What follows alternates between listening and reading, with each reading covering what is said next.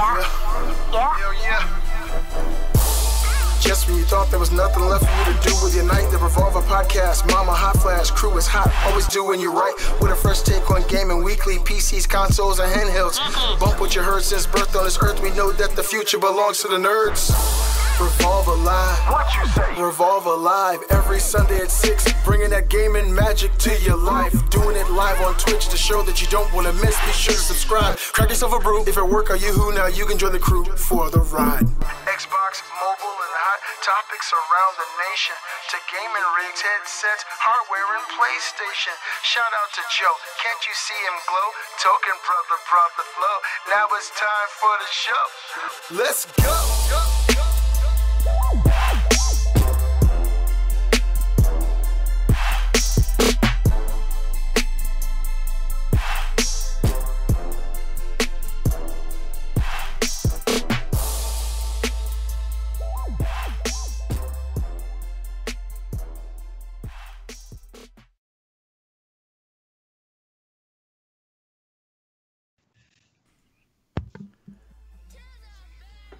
What's going on? What's going on, guys? Welcome to Revolver Live, the gaming podcast that says forget the past. The future belongs to the nerds. I'm the Beastly Gamer. Today I'm joined by my awesome Revolver co-host. Today joined by the king of all things Destiny, Briar Rabbit. Welcome, sir. How you doing this week? I'm doing awesome, man. I'm doing CrossFit. I'm doing weightlifting. I'm doing lots of Twinkies. Like, everything's going great over here. No DDR? No DDR. I left that to you. It's a lot of fun, man. I'm really happy to see you. What's going on, Wilson? How you feeling this week, my friend? Doing good, man. Doing good. Been playing Trials on PC all weekend. Loving it. Having a great time.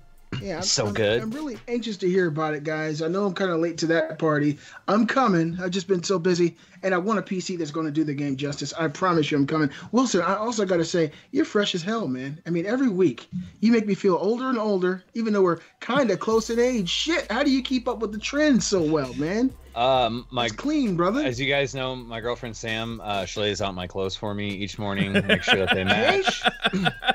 Sam is very fashionable. I'm getting sick of this shit, Kate. You can hear in the living room going, that is a lie. And last but certainly not least, what's going on, Gary Diaz? How you feeling this week, my friend? Feeling fine. Feeling very good. It's been a great week for gaming and I think a great week for the crew. We've all had a fantastic time from chats that we've had. Yeah, it's looking forward to the show. Yeah, man, it's going to be a great show. And for people who don't know, Revolver Live is a gaming podcast with 6 revolving topics. You can become a part of the show by submitting your topics for consideration at revolvergamescast@gmail.com. That's revolvergamescast@gmail.com. We go live every Sunday at 6 o'clock p.m. Eastern at twitch.tv/Briar Rabbit. That's twitch.tv/Briar Rabbit. The video is then shared on YouTube at Briar Rabbit's YouTube channel and my channel, Beastly Gamer. And if you're unable to see the live feed that's today or the video format, you can now check us out in podcast form on your favorite podcast service provider, Podbean, iTunes, or wherever you do your podcasting. And with that, welcome to Revolver Live, episode 16. What's going on, fellas? Dude, I am hyped. I am hyped. Where do you guys do your podcasting? I usually do mine at Pod Addict. Believe Pod me. Addict? Is that an app? Yes. Yeah. I use Downcast and Overcast. I actually have 2 podcast apps because I fall asleep listening to podcasts a lot, and it'll just kind of play. So I need a backup list of podcasts because they delete after you play through them. So I have every podcast downloaded twice on my phone. Oh wow, nice. I just use the basic whatever comes with your phone. I do the same thing a lot. Podcast, the little it's the BB basic bitch one. I'll fall asleep listening to podcasts too, but I listen to like some really fucking out there podcasts sometimes. Yeah, so give you nightmares. It can influence my dreams and shit. I'm dreaming about aliens and fucking Sasquatch and just NASA and all that. Have you ever listened to like anything Ghost or the Paracast? I'm sure you listened to the Paracast. No, I used to listen to a lot of Coast to Coast back in the day, but that was back when. Oh my god, that guy's insane. Art Bell was amazing, dude. He'd call in, like someone would call in to be like, "I'm a werewolf," and he'd go, "Oh my." He would never judge anyone, you know what I mean? That's how you gotta be. Yeah, that's great. Wilson's Coast on it, was man. awesome. No, I totally think you can judge somebody who calls in and says I'm a werewolf. I think that's man, I want to hear their A-okay. story. If they were, wouldn't you want to hear their story? Fuck yeah. I know, right? And that's You what wanna Art Bell. be- he But I pulled would out be of you, muting the man. microphone and laughing my ass off at him the whole time. And they'd be saying, you know, that Briar Rabbit's such a great listener. He doesn't say anything. He lets the crazy people talk. Oh, he's muted and laughing his ass off the whole fucking show. Look, you can't be the boy who cried wolf. Do you want to be the guy who calls out the guy who says he's a werewolf and then he goes and savages the town, rips kids' heads off, man? You got to listen to these people. This could be a real threat you're averting. You telling the You truth. can't man. No, discredit I it. think I'm good. I'm just gonna laugh my ass off at him. Have you not seen the movie Silver Bullet? Remember Yeah, that movie man. from the 80s? Yeah, dude, that shit was Uh, fucked up. Dude. I You saw better have American Silver Werewolf Bullet. in London. I know that Gary should be scared, but I'm safe. Yeah. I don't know. I saw, I think, a documentary by Michael Jackson. It was called Thriller. Trust me, that It's a was some documentary? Very informative. Very informative. 17-minute documentary. There was some dancing in it. I think it was expressive. It's really informative, to be honest. If you're really looking to get into like cryptozoology with like werewolves, it's a good place to start. Yeah, it definitely. That's Definitely. where I base my things. Talking podcasts as well, guys. The viewers have stepped up to the mark this week. We begged and they delivered. They took pity on us. It was fantastic. We are. We enjoy your Going pity. from- Thank you for your pity. We do. I wallow in pity, self-pity as much as viewer pity. And Podbean and iTunes have been going from strength to strength. You guys have blown us away with the support. So if you're watching us on YouTube, please consider heading over there. We do a lot of work to make sure the audio is of the best possible quality, and it'll also save you data charges when you're out and about because you can just download the podcast when you're at home. So win-win. We're over 120 followers now on Podbean, and we're averaging significantly larger viewerships week on week on iTunes. So if we could bump that followers up to 200, I think that, I don't know, I can't speak for the rest of my guests, but I'm personally willing to take quite tasteful photography of my anus. You know, dick pics was old. You know, dick pics Yeah, is that's so ancient. last year. We're moving on to the Seen it a million times. The chocolate starfish is the next trend. So The new front, the final frontier. if anyone wants some tasteful anus photography, please consider following us and leaving reviews on the iTunes or the Podbean. You can just type Revolver Live into both of them and find us there. We'd massively appreciate that.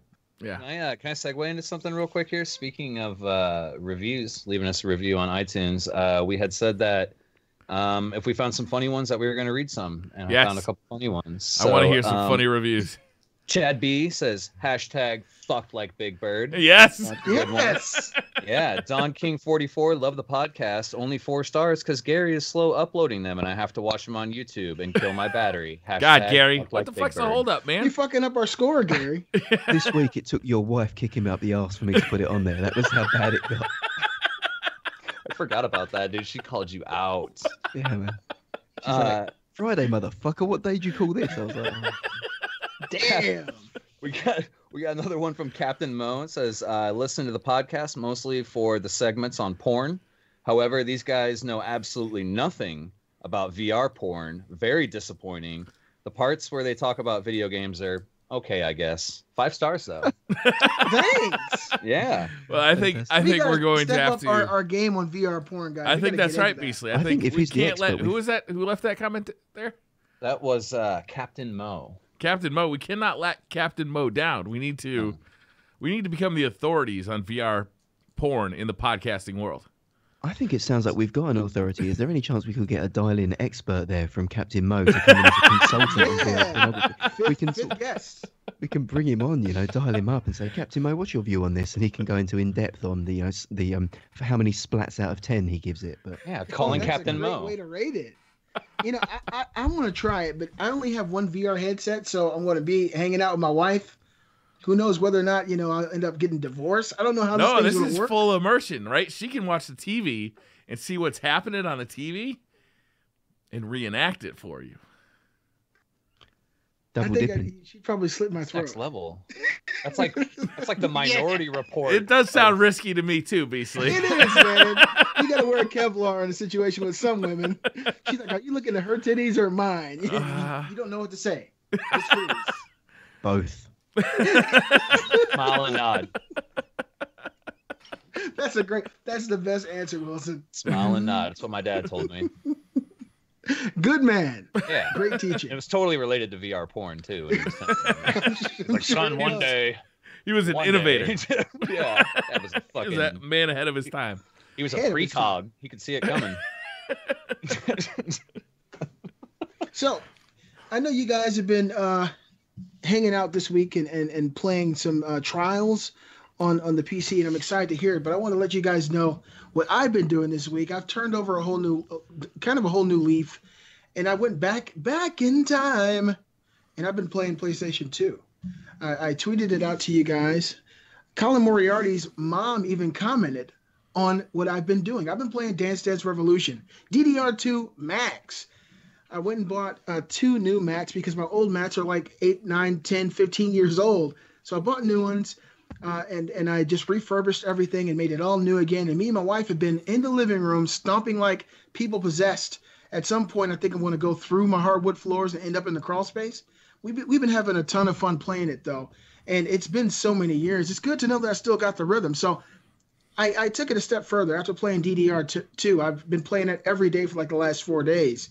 And my feet are actually hurting very, very bad right now, believe it or not. I went today and I played an old PS2 game called Resident Evil Code Veronica. And I just wanted to show, my kids what it looked like. And I ended up getting sucked into that experience, and I played it all the way up. That came out for the Dreamcast originally, didn't it? Yeah, it came out on the Dreamcast, but it later came out on PS2, and PlayStation 4 recently had a sale. And I think I only spent $3 or $4 for the game. I have it on PS2 over here somewhere, but of course the PS4 version is a better, superior version by the way it looks. But I started playing it, and my kids are watching it, and I got pulled into it, and I felt like I went back to the times where this game actually was out. And the story and the characters and all that stuff kind of pulled me in, and I've been stuck playing that. So I figure I'm going to end up beating that game, which is nothing compared to what you guys have been doing. But I wanted to put it out there, and I wanted to ask you guys your thoughts on my DDR2 performance. Well, I'll be honest with you. I enjoyed what I saw, but I felt that I wanted more. I did not get my fill of Beastly on the DDR mats. I feel like that is a joy that needs to be shared with the world. In a much longer format. I could see a documentary series, Ken Burns style, maybe 18, 19 hours of Beasley Does DDR. This needs to be streamed, Beasley. You have got to stream this, man. This would be amazing. I agree. And to piggyback what Briar said, I was no joke. I felt like I went to a fancy restaurant and had very small portions of a delicious meal. I was only seeing the lower half. I would have liked to have seen a little bit more upper half with my 3-course meal. You know what I mean? A little, maybe some of the shoulders. I know you're. I want to see the shimmy. That's exactly what I do, Wilson. Oh, man, you know it. I know. You feel me, man. You feel me. As a man with a significant foot fetish, I can review it by saying I came. So there you go. Positive. We got to admire the honesty of Gary Diaz. You know what, Gary? I have a foot fetish too, and I feel you. It was like masturbation watching my feet dance on that screen. I loved it. It was amazing. And that's my story, and I'm sticking to it. I agree with Briar, though. It either needs to be worked into some sort of YouTube series or something that you stream. And also, the rest of the family was having fun, too. I saw one of the kids Nina dancing off to the right, and she didn't even have a match. She was having Hi, fun. Nina. She's watching us right now. Hi, honey. Jesus Christ. Why'd you put that hate on us? I don't know that I'm corrupting someone's youth. This is not safe for She's children, only 4, Beasley. Gary. She's only 4. Does that make it better? No. Actually, it might. Go ahead, Gary. I turned out kick-ass. I'm just That's what I'm talking about. Listen. That's what I'm talking about. We played Trials of Osiris on the PC. I got to say, it was me, Gary, Wilson, and who was our fourth? Lightbreaker. And I gotta say, I think it's the most fun I've had playing Trials of the 9, period, but probably the Trials game mode in, I'll bet, 2 years. It was incredibly fun, man. I had a blast with it. We did 2 full trial cards. We had a mix of people playing on keyboard and mouse and people playing on controllers. I believe it was a keyboard and mouse sandwich because Gary was at the top of the leaderboard with keyboard and mouse. I was at the bottom of the leaderboard with a keyboard and mouse. And we had the tasty meat and cheese in the middle with Wilson and Light. I don't know. Was Light working keyboard and mouse or was he working? He was doing keyboard and mouse. Yeah, he's really good too. it was like a club sandwich then with the so- three pieces of bread.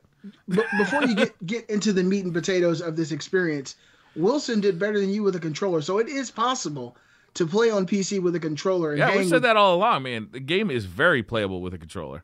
And Yeah, Gary might Yes. talk shit about you the whole time, but it's very playable. Yeah, just for the people who don't follow us on Twitter, which you need to, Yes. Gary posted a picture of himself playing Crucible a few days ago. 27-0. He had a 27 point KD, man. He was pulling that down all day on Friday. Yeah. It was He pretty did it freaky. like 3 or He 4 got times, if not more. We ran out of tissues medals against the other team. He was destroying people. It was disgusting. I got one my first game, and I was like, "Oh, this is on." I was like, "Come at me, Gary. I'm ready to. My dick is out. I'm ready for this pissing contest. Let's go." It was a good pissing contest. No, Yeah. yeah, it felt right. That's the Gary thing. won. I've kind of settled into it, and like you say, Brian, it's so much fun. Like the game, I don't know what it is, and we're not going to go too deep on it now because obviously this isn't a Destiny show, but I want to hear about it. Go ahead. there's a significant difference between console and PC, both in movement. Obviously, frame rate's there, but I don't know if it has an impact on speed of movement. It feels like your character is at least 10%, maybe 15% faster across the has a lot board. to do with that. Field of view could be an impact of it. The accuracy of the guns is exceptional. So you enter challenges and engagements that you had no chance of winning on console. There's a lot more verticality in movement as well. So when someone jumps up in the air, you can track them. Same way if you're in the air, you can look down and track onto people. If you look at the way that the PlayStation plays or the Xbox plays, it's very linear. It's very strafing backwards and forwards all on one level, in and out of cover and things. This feels like the whole Destiny space fantasy where you're up in the air, throwing abilities, chucking stuff down, moving, leaping. Did you guys get that? I mean, am I kind of channeling the... Being able to be accurate with a hand cannon from midair, it changes every engagement. It changes the possibilities completely. Now, instead of having to run around a corner, I can bounce over a piece of cover and feel pretty confident, assuming that I'm accurate and that my aim is accurate, that my shots are going to connect. And that is empowering. That is fun. And they absolutely need to make that happen on the consoles. They need to make guns accurate again on the consoles to make that fun again. Because I got to tell you, I had an absolute blast with you guys on Friday. Dude, I was looking at Go ahead, I was looking BC. at Gary's tweet, and he was talking about using the Better Devils and how good it felt, in the Crucible. And hand cannons on PS4, I shy away from it because I feel like I can't hit anything. Yeah. How could they possibly change that for consoles? What is the difference? Can you put it into words? Yeah, in Destiny 1, in year 2, they introduced Bloom as a mechanic specifically on hand cannons, where your aiming reticle may be dead center on somebody's forehead, but depending on the range at which you're trying to shoot him at, the bullet goes straight for a certain distance and then has a cone of accuracy. So that bullet kind of has an RNG system to it as to where it goes. Oh, wow. So you can take 20 shots at this guy standing still, and you're standing still, and you're just pulling the trigger with the reticle right on that guy, and who knows how many of those bullets actually connect. On the PC, they've removed that system, or at least it seems like they've removed that system. So now that with a hand cannon, you can, if you fire it and your aim is good, that bullet's going to connect. And it's even fairly accurate if you're jumping up and down in the air and, moving around. It's a lot of fun. It's a much more dynamic feel than what we were introduced to in Destiny 2 on the console. And they need to change the console version to reflect what's going on the PC, because it's way more fun. It That'll be a really big is. Like change. I feel like I'm fighting my weapons a lot more on console, and as a controller player on PC, I also notice a huge difference because I still play. I've been trying to juggle PC and console like every other day and stuff. I've been kind of bad about it this weekend because I've been doing a lot of trials on PC, and it feels really good. I will say, like, there is a difference from mouse and keyboard and controller. There is a slight difference. I would say, mouse and keyboard definitely has the advantage if you're comfortable with it and you know what you're doing. There seems to be a mouse and keyboard meta and then a controller meta. clear evidence of that is Sunshot. Sunshot feels fantastic with mouse and keyboard. You don't even have to ADS half the time. I feel like you're at a disadvantage most of the times if you do ADS. Like, it just slows down your strafing movement. But you go over to a controller with Sunshot and you're like, oh, okay, it's not as good as, Better Devils and Minuet and Annual Skate feel just right on. Just perfect with controller. Really good hand cannons that are fairly easy to obtain. I will say I still really do enjoy the console version as well. I do enjoy the team aspect. Sometimes I like getting out there and sweating it out, you know what I mean? But you gotta, if you're gonna play both, man, this isn't me trying to crack a joke or be an elitist, but you cannot play PC first and then go to console. You just can't.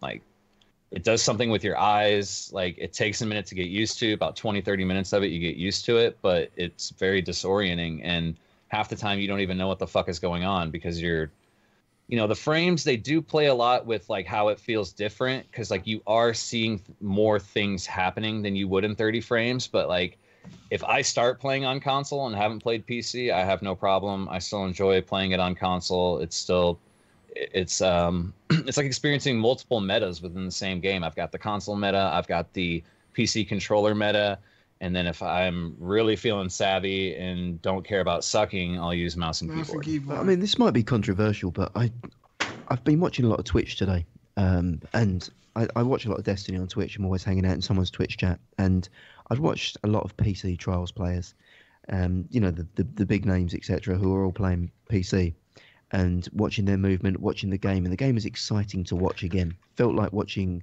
almost at year one Destiny, like the movement, the engagements they were getting in, the speed, the aggression that they had. And we saw that firsthand when we got beaten by a 4-stack of really top tier players, like the speed and the momentum, the aggression.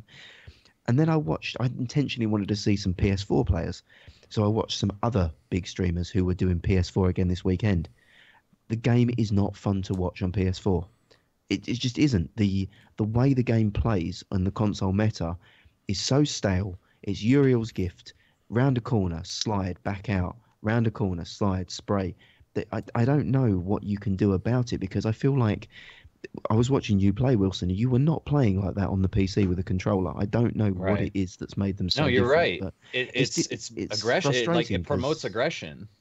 I can't watch content creators I want to watch. Well, I mean, I can, but it's I'm being pushed away because I'm not finding that the console version is fun to watch. And I don't know how many other people have tried to watch console since and have found it fun or not. Maybe it's just me. I don't know if me being elitist. I don't think it is, because I wanted to watch the PS4.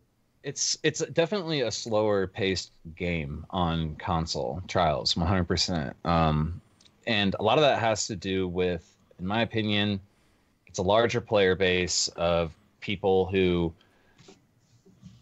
like, I feel like on PC right now, like, this is the first weekend of Trials, and everyone's like still trying new things, like trying different classes, like trying these incredible moves to see what their Guardian is capable of. And I will say that, and once again, I'm not like talking trash, but I feel like there's more opportunity for the solo player clutch moments on PC. Yeah, I would agree. There's Absolutely. many moments, and a lot of that has to do with your ability to move. I've been watching a lot of Crafty. He will slide in and almost do this, like, as he's sliding, he will almost kind of do like a snake motion when he's moving. He's just moving his mouse, sliding around corners. He's sliding around corners and turning his mouse so fast that by the time he turns around, he's still sliding backwards. You know what I mean? Like, wow, seriously? It's incredible movement. Like, you can't do that with a controller. You can't. I've tried it.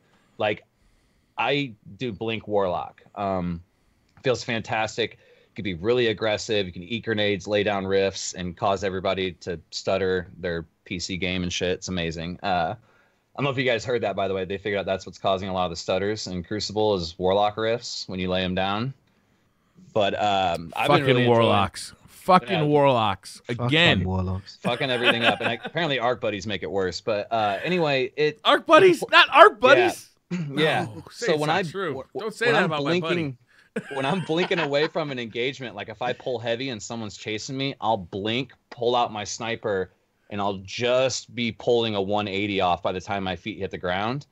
if you do that on mouse and keyboard, you can blink, turn around, see if there's anyone behind you, turn back around again before your feet even hit the ground. You know what I mean? Like it's superior. So like to Gary's question, like I feel like it's more high octane because of the player movement on PC, and people are just so set in their ways on console that people are very well capable of playing like that on console. They just got to play a little bit more aggressive. But like it's harder to pull that shit off with a controller, man. Like when you have to blink out and then count to 3 Mississippi before your guardian can turn around halfway, like it's just meant for slower engagements, and they don't want to put themselves in that position, like in my opinion. But it's way more high octane on PC, man. We were playing stupidly aggressive. Like Briar with that play of the game. Like I have that mischievous, just evil laugh that when you're having a lot of fun at somebody else's expense. Yes. Yeah, dude, he was getting like triple downs, running, catching them when they were spawning in for like another crispy triple. Like it was so much fun. Snipers feel really good with controller on PC. Oh my god. It's just a concern that I have, that's all. I mean, it's more the fact that the console is the home of Destiny. It will be. It'll always be the most popular place. It's where everyone is playing. And I feel like it's almost like the inferior representation of the product. Like we're the minority on PC by a country mile, and it feels like why do we have the best version of the game? Like I feel like the console should be getting the care, love, and attention that it needs. Because that's what I hope, though, right? I know that when we talk about the PC version of Destiny, a lot of people go, "Oh, would they stop talking about this?" I'm so sick of hearing about your unlimited frames, your fucking superior frame rates, and your fucking mouse and keyboard bullshit. Unlimited. I'm telling you, when I bring this up, when I talk about this topic, and I bring it up here, and I bring it up on DCP, and I bring it up on my Twitch channel, when I talk about it, I very much talk about it with the viewpoint that they need to figure out what's right about the sandbox on the PC and import that to the console version to make the console version a better place. Because what we're talking about is not tied to frame rate. I don't believe it's tied to field of view. What we're talking about is the way the fucking weapons handle and what you can do with them on the PC version. It is a superior sandbox. The shit feels better, not because of field of view, not because of frame rates, because it's just tuned differently. And they need to bring that tuning onto the consoles because it's more fun. Yep. And it's like we're not saying that like because you could still have fun on console. Like that's cool. I still have fun on console. It's very easily for you to pick up those guns and still say, "Well, I'm still having fun." Like that's totally cool. We're not telling you that you're not having fun. Like I hate to be like we know what's best, but like it does feel better. Like when I plug my controller in, I'm not fighting my guns. Like they go where I'm pointing them, and that's how it works. Like I don't care if you're doing triple somersaults through the air. If your gun is pointed somewhere and you pull the trigger, that's where the bullet goes. We have been bitching about Bloom for fucking 2 years. Like, take it out of the game already. For fuck's sake. It's not sucks. fun. It's a stupid mechanic. You should have never put it in there. There's already enough RNG. The reason I think your point's so important, Briar, is like I was trying to get across there.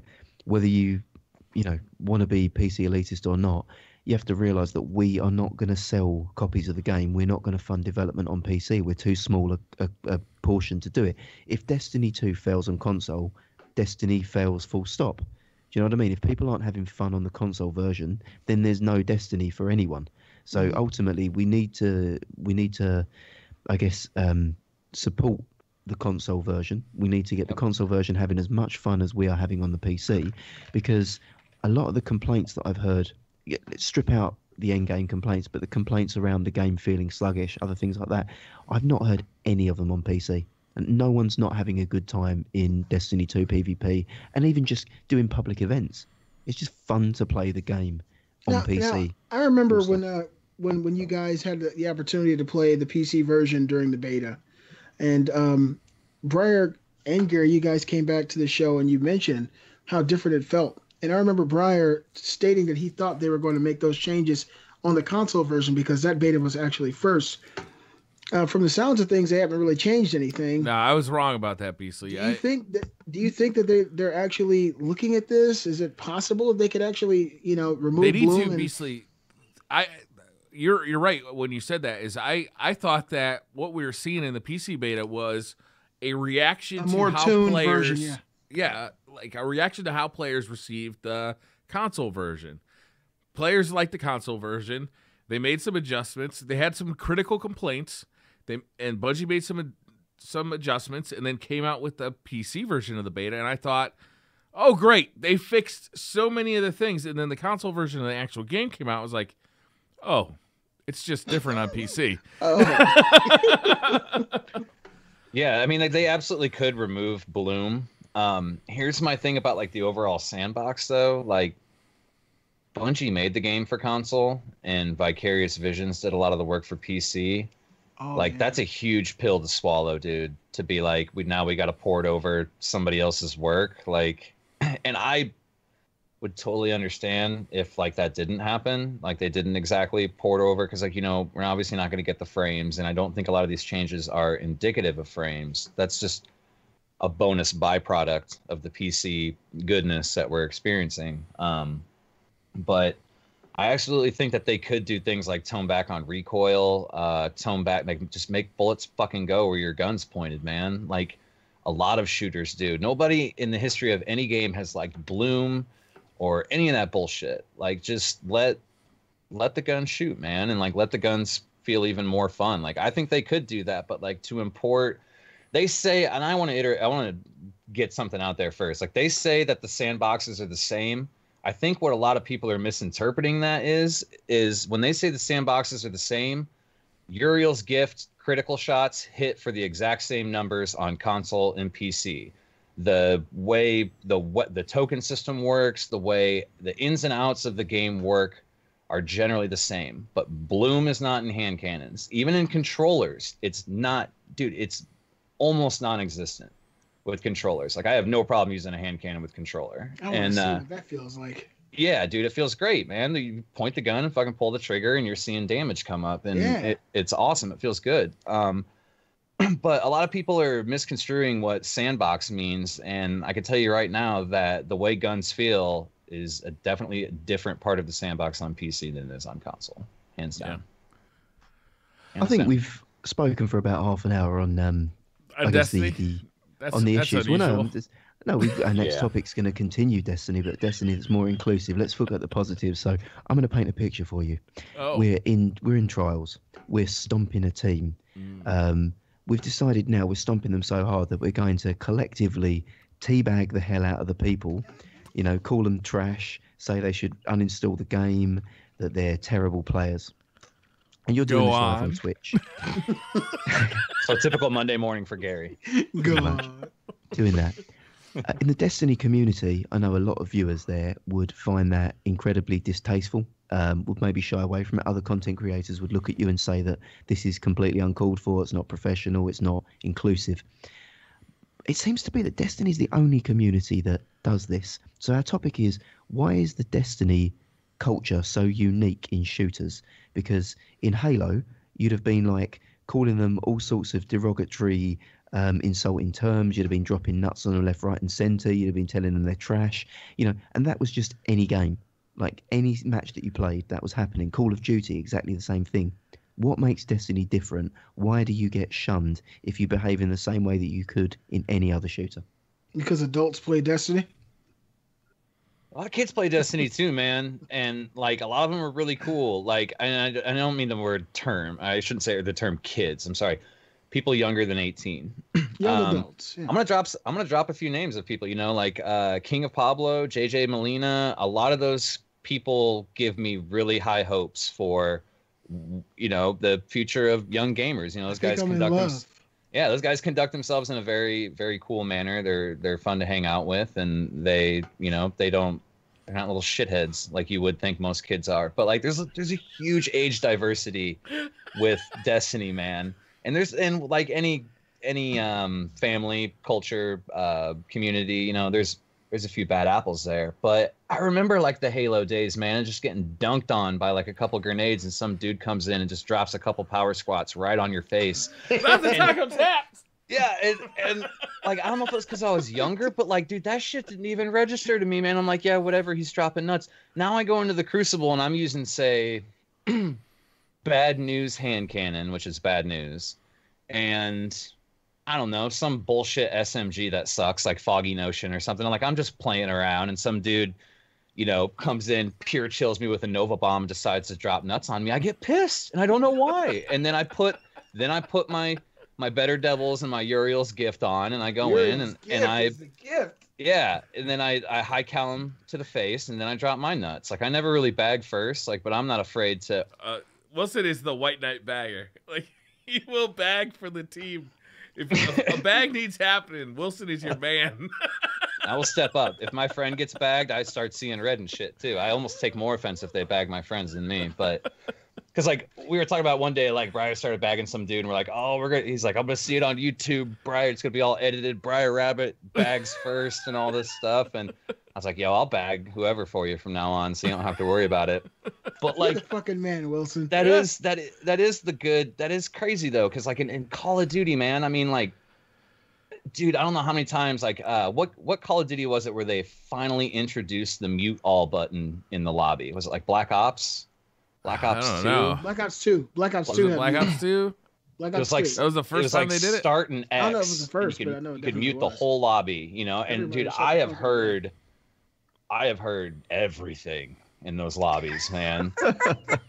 Just PUBG, man. When you're on that airplane, you hear some shit. Oh my God. yeah, PUBG. Yeah, it does kind of bring you back. And I don't know if I had I'm paying more attention now that I'm older, or if I was just off in La La Land growing up, but half that shit just went in one ear and out the other, and you just played the game. And I remember people that we'd start talking shit to, and we ended up being friends for a long time after the game. Nowadays, that doesn't happen in Destiny. I'm like, oh, you talk shit, I don't want anything to do with you. Let me pull a card from Gary's deck and play devil's advocate here. I do fuck with people. Sometimes circumstances call for people to get fucked with. I don't do it every time in the Crucible when somebody gets killed. I rarely do. But if I find myself in a situation where there's 2 or 3 people in the room, or if I shut down someone's super, I'll dance on a hoe, quick. I'll dance on a bitch real Emoting's fast. one thing, but do you drop Earl Grey tea bags? I save that for The Last of Us, man. That's the thing for The Last of Us. After he bitch bombs you. Yeah, bitch bomb you while you crawl around, then I'll teabag the nuts on top of your head as you crawl. Fuck you. You know what it is, I think, with Destiny is that so much of the game is focused on cooperative play that you spend so much time banging your head against the wall in raids with your buddies and in nightfalls with your buddies and running around doing, patrol missions and with just random fucking people, that you start to build up a community with people you don't even really know. How many times you've been on a raid team with somebody you don't really know? By the end of them, you're cracking jokes with them. You're ripping them. You might spend 6 hours with this guy that you just met. And those 6 hours are hard. You got a whole realm of emotion happening during a raid, right? Especially when you're struggling. You're elated, you're pissed off, you're tired. You're laughing, you're getting mad at people who aren't necessarily performing, there's all sorts of shit going on. So then, you got that dynamic, and then the leaders of the community, are people who are excelling in that dynamic as well as going out and playing some PvP as well. So there are people in the PvP side of Destiny, you'll see it in the Twitch directory a lot, that do, they play PvP, that's it. And they have fun bagging people and making people feel like shit. But you also see a lot of people who play both sides of it, or who excel at the PvE side but do dabble in PvP as well, that don't get down with that because they built up these relationships with people, and they built channels of the Twitch channels and YouTube channels based on inclusivity and feeling good. So of course they're not going to get down with the bagging. I think that's really the big thing. Yeah, that was kind of one of my questions that I had, a sub-question to it was, what makes it this way? Is it the community leaders? Is it the silent players? Is it Bungie? Or is it what I think it's all of the above, and it's symbiotic? It's a combination of everyone. The silent player who isn't streaming, isn't content creating, or even just solo queuing. You know what I mean? Like their actions carry weight as well. You know, like the solo player doesn't want to go up against a fucking team of 4 and get nuts dropped on them just because they're trying to have a good time. And you guys are being pub stomping assholes, which I'm guilty of. This particular team had 9. Like we've been guilty of pub stomping. We've been pub stomped. Like it happens. You know what I mean? But like it is very unique that in a lot of, because Gary, I think it was you saying, how is it in Overwatch? What's bagging like in Overwatch? Is it kind of mixed? Overwatch, you don't get bagged so much in Overwatch. You can bag on some characters.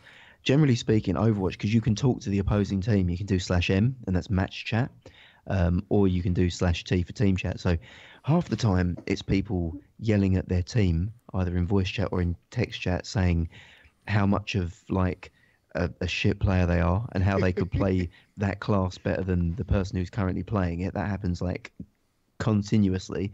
But then it'll be people in match chat talking to each other, like just yelling all sorts of explosive insults at each other. Like Overwatch has a real problem with toxicity in the game, and that's what kind of, I don't know, maybe it's because it's a competitive game and Destiny is not a competitive game, that Destiny's become this sort of, and I don't mean it in a negative way, but it's become a real like caring, loving, you know, very sensitive community.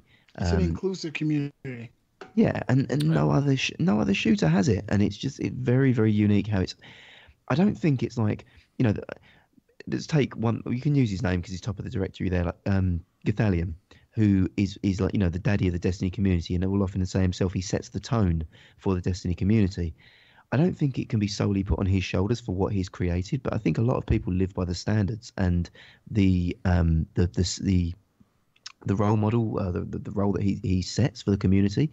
And it's just odd because Twitch is such a minority of the people that play Destiny, but it seems to have infected all of Destiny. Wow. Do you know what I mean? It's well, you could set the tone, but it's up to everyone else to follow. And Absolutely. like, you know, on Bungie's end, you know, they tend to, and how do I say this without making it sound kind of shitty? Not really. They kind of reward some of these people that are setting a positive example by, you know, saying, hey, we got some new stuff coming out, we want you guys to check it out, or giving them press release packages for their channels and stuff like that with really high resolution photos and cool stuff. Like, they don't want to give that to someone who's just being a toxic shithead, you know what I mean? Like, who's constantly bashing the game or their teammates, you know what I mean? So like, it is everyone, you know, and like a lot of it does fall on the community leaders, but at the end of the day, like, anyone can set the tone, but it takes everyone else to follow that. It's a team effort to follow. And let me quickly segue into something that happened earlier today. You guys mentioned Overwatch. Earlier today, my 4-year-old was sitting over there playing Overwatch. Kate was next to me playing Mario Odyssey, and I was playing Resident Evil Code Veronica. And what's your 4-year-old's name? Yeah, Hanzo. What's her character? She was playing as May. May? She's That's cute. Nina was playing as May. I don't like your 4-year-old. She stopped playing the game, and she's, you know, it's an online game, and she started talking to her mother, and I turned to look to see what she was doing, and everybody in her party was there attacking her. And I thought that, you know, it was the beginning of the match, but it actually wasn't the beginning of the match.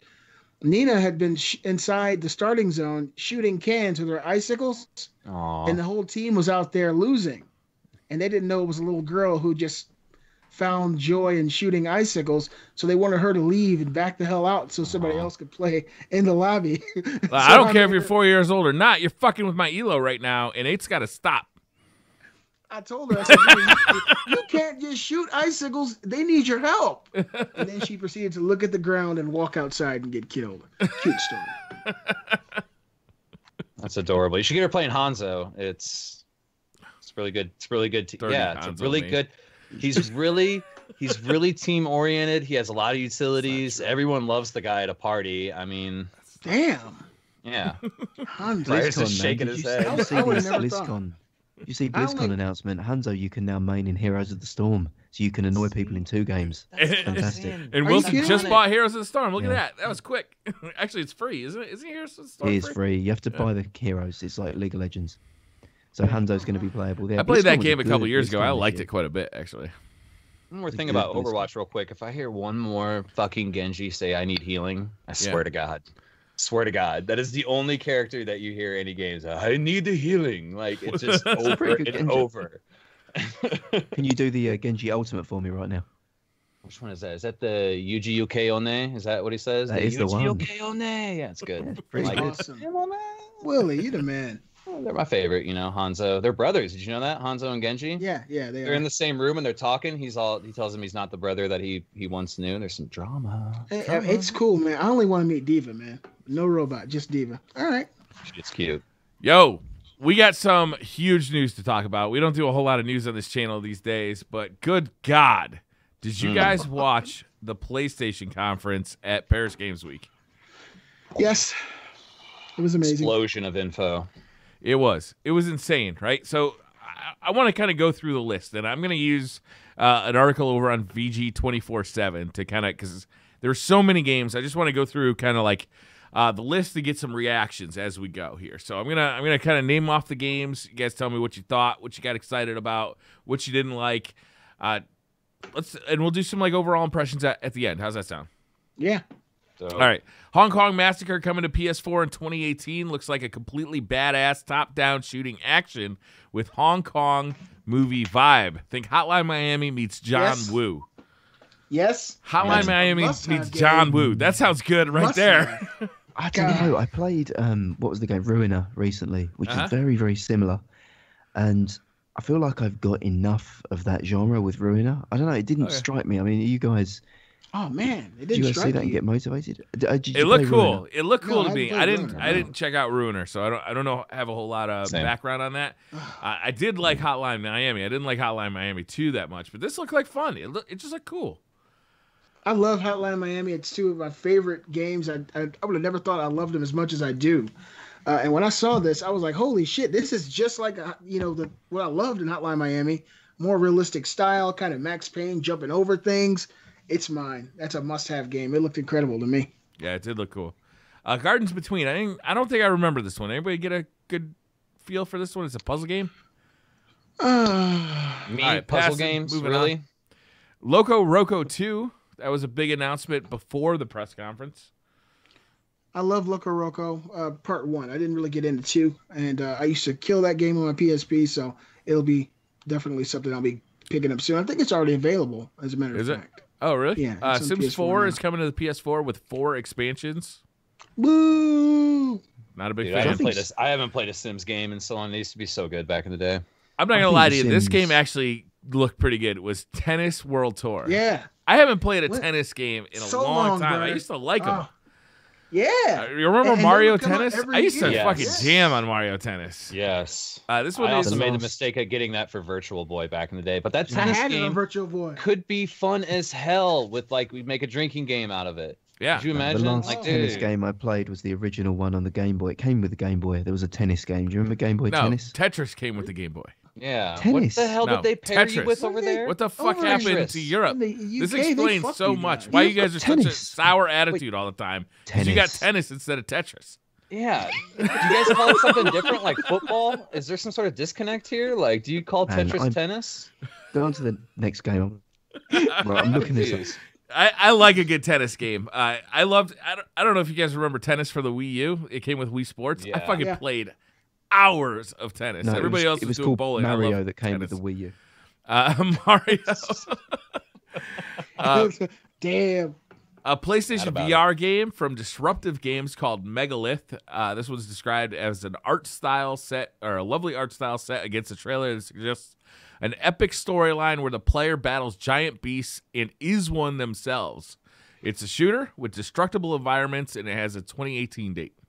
That looked really good to me. It looked beautiful. And let me just say, shout out to Sony for supporting VR the way they did. Oh, man, they went hard During on this- VR. They went I couldn't believe how many VR games they announced during this press conference. A lot of them looked I know. very good and very original. Like they were. Trying I some have to shit. eat my words on Skyrim as well. Did you see they've added motion controls to Yeah, Skyrim? they- Oh, did It's they got really? that tunnel. Yeah, it's got the tunnel blinker when you move, and it's got some creative workarounds. Like to move backwards, you've got to throw your hand back over your shoulder, and to move forward, you kind of. It's like the Vive wand where you hold a button and you kind of move. It's Oh, okay. it's janky movement, but it is full locomotion, which That they said at actually- the time. that type of movement where you hold a button on your controller, then point the controller where you want to go. Is that what you're talking about? Yeah. Yeah. So That's you turn your that's head the and type you of go movement forward, that gets me least like motion sick, because it's very deliberate and it feels natural to me because I'm pointing in the direction I want to go. So it's like it feels very natural. Onward uses that, and that's the only first person shooter that I've really dug on VR so far.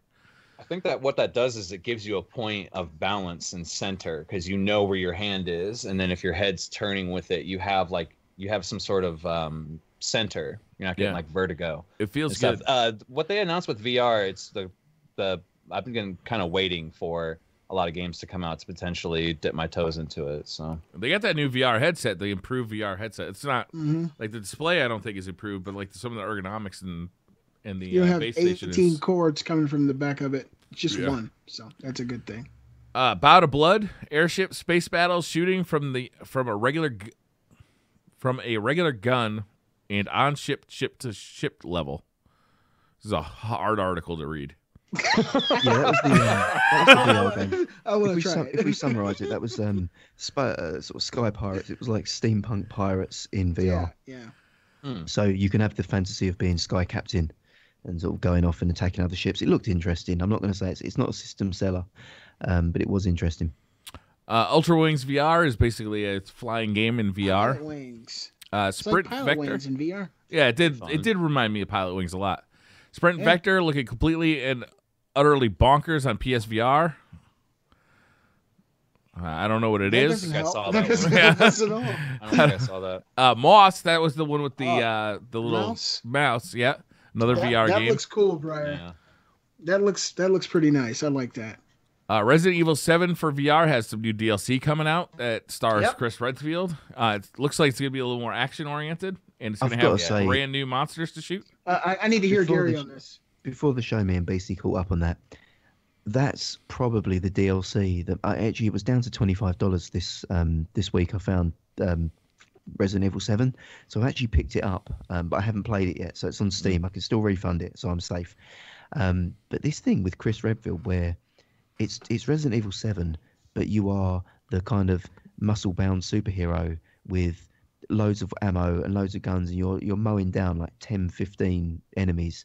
There's none of that kind of scary jump scares. It's just more like there's loads of zombies coming at you, you kill them. You know, there's all black goo shit.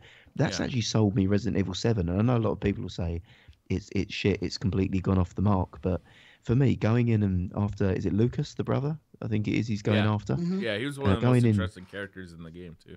Hunting him down and having like all the monsters completely unchained and unleashed and giving me loads of ammo to fight them. I think that has sold me Resident Evil 7 finally. And anybody who's played any Resident Evils in the past 4, 5, 6 has played as Chris Redfield. You know that's what he does. He gets shit tons of guns and ammo and blows shit up. So it kind of works with the mythos of Resident Evil. Chris is kind of a badass. The dude literally punched boulders in Resident Evil 5 in order to beat the last boss. So he's kind of a badass. Continue. 2 other PSVR games, Dead Hungry and Stifled. Stifled, I think, is a job simulator thing. Oh, no, Dead Hungry is a job simulator. And they're both out? Yeah, they both released that same night. Nice. Dead Hungry is created by the team behind Pixel Junk.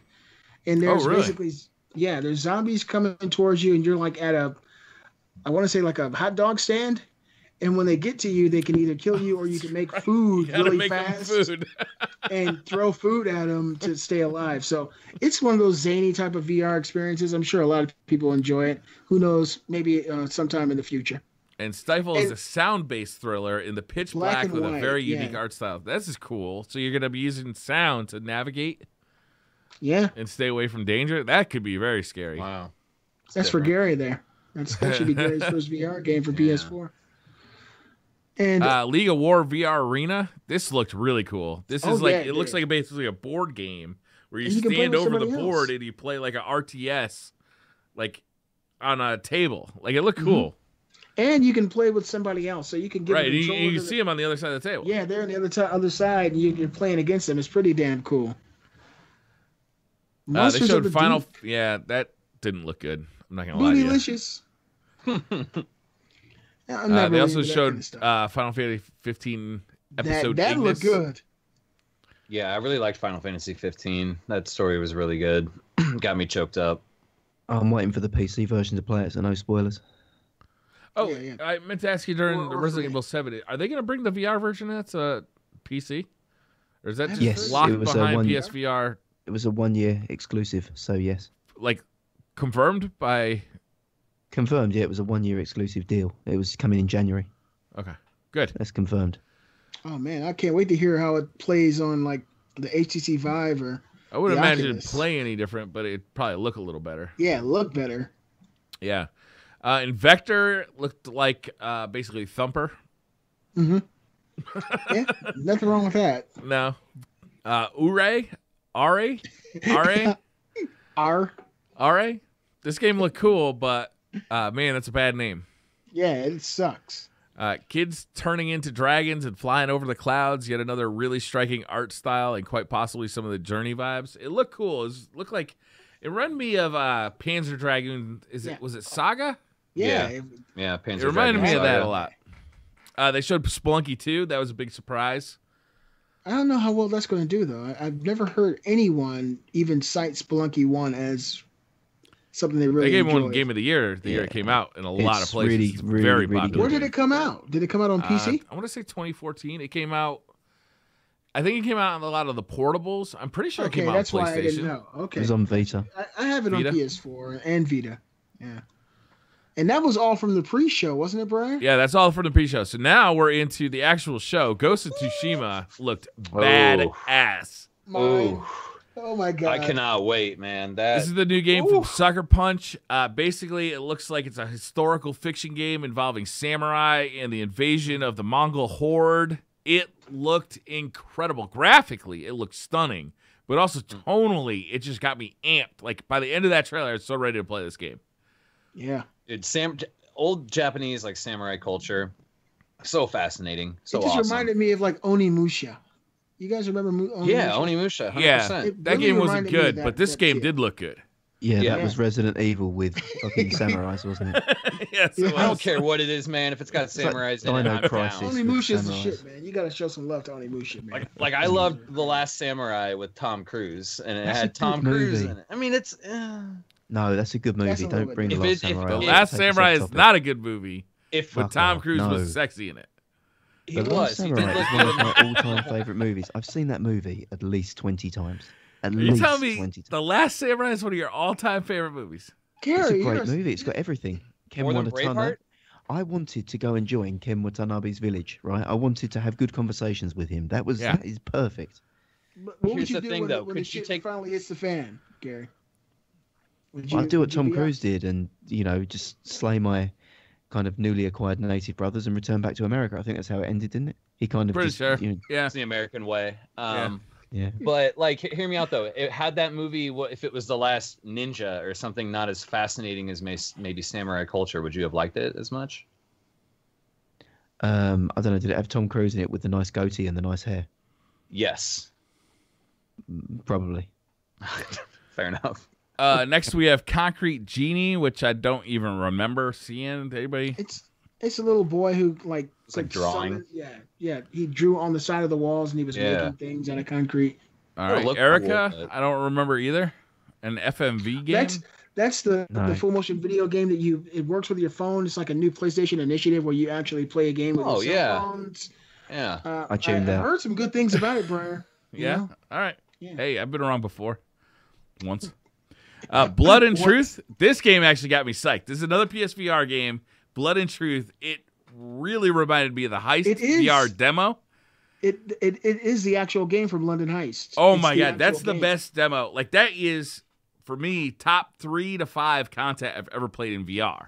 Yeah. Like wow. I mean, it's right up there with Super Hot, with Resident Evil 7. That Heist demo, it was only 15 minutes long. yeah, It was if so fun though, because like This is the full game of the. Gotta Is say that the though, shooting range?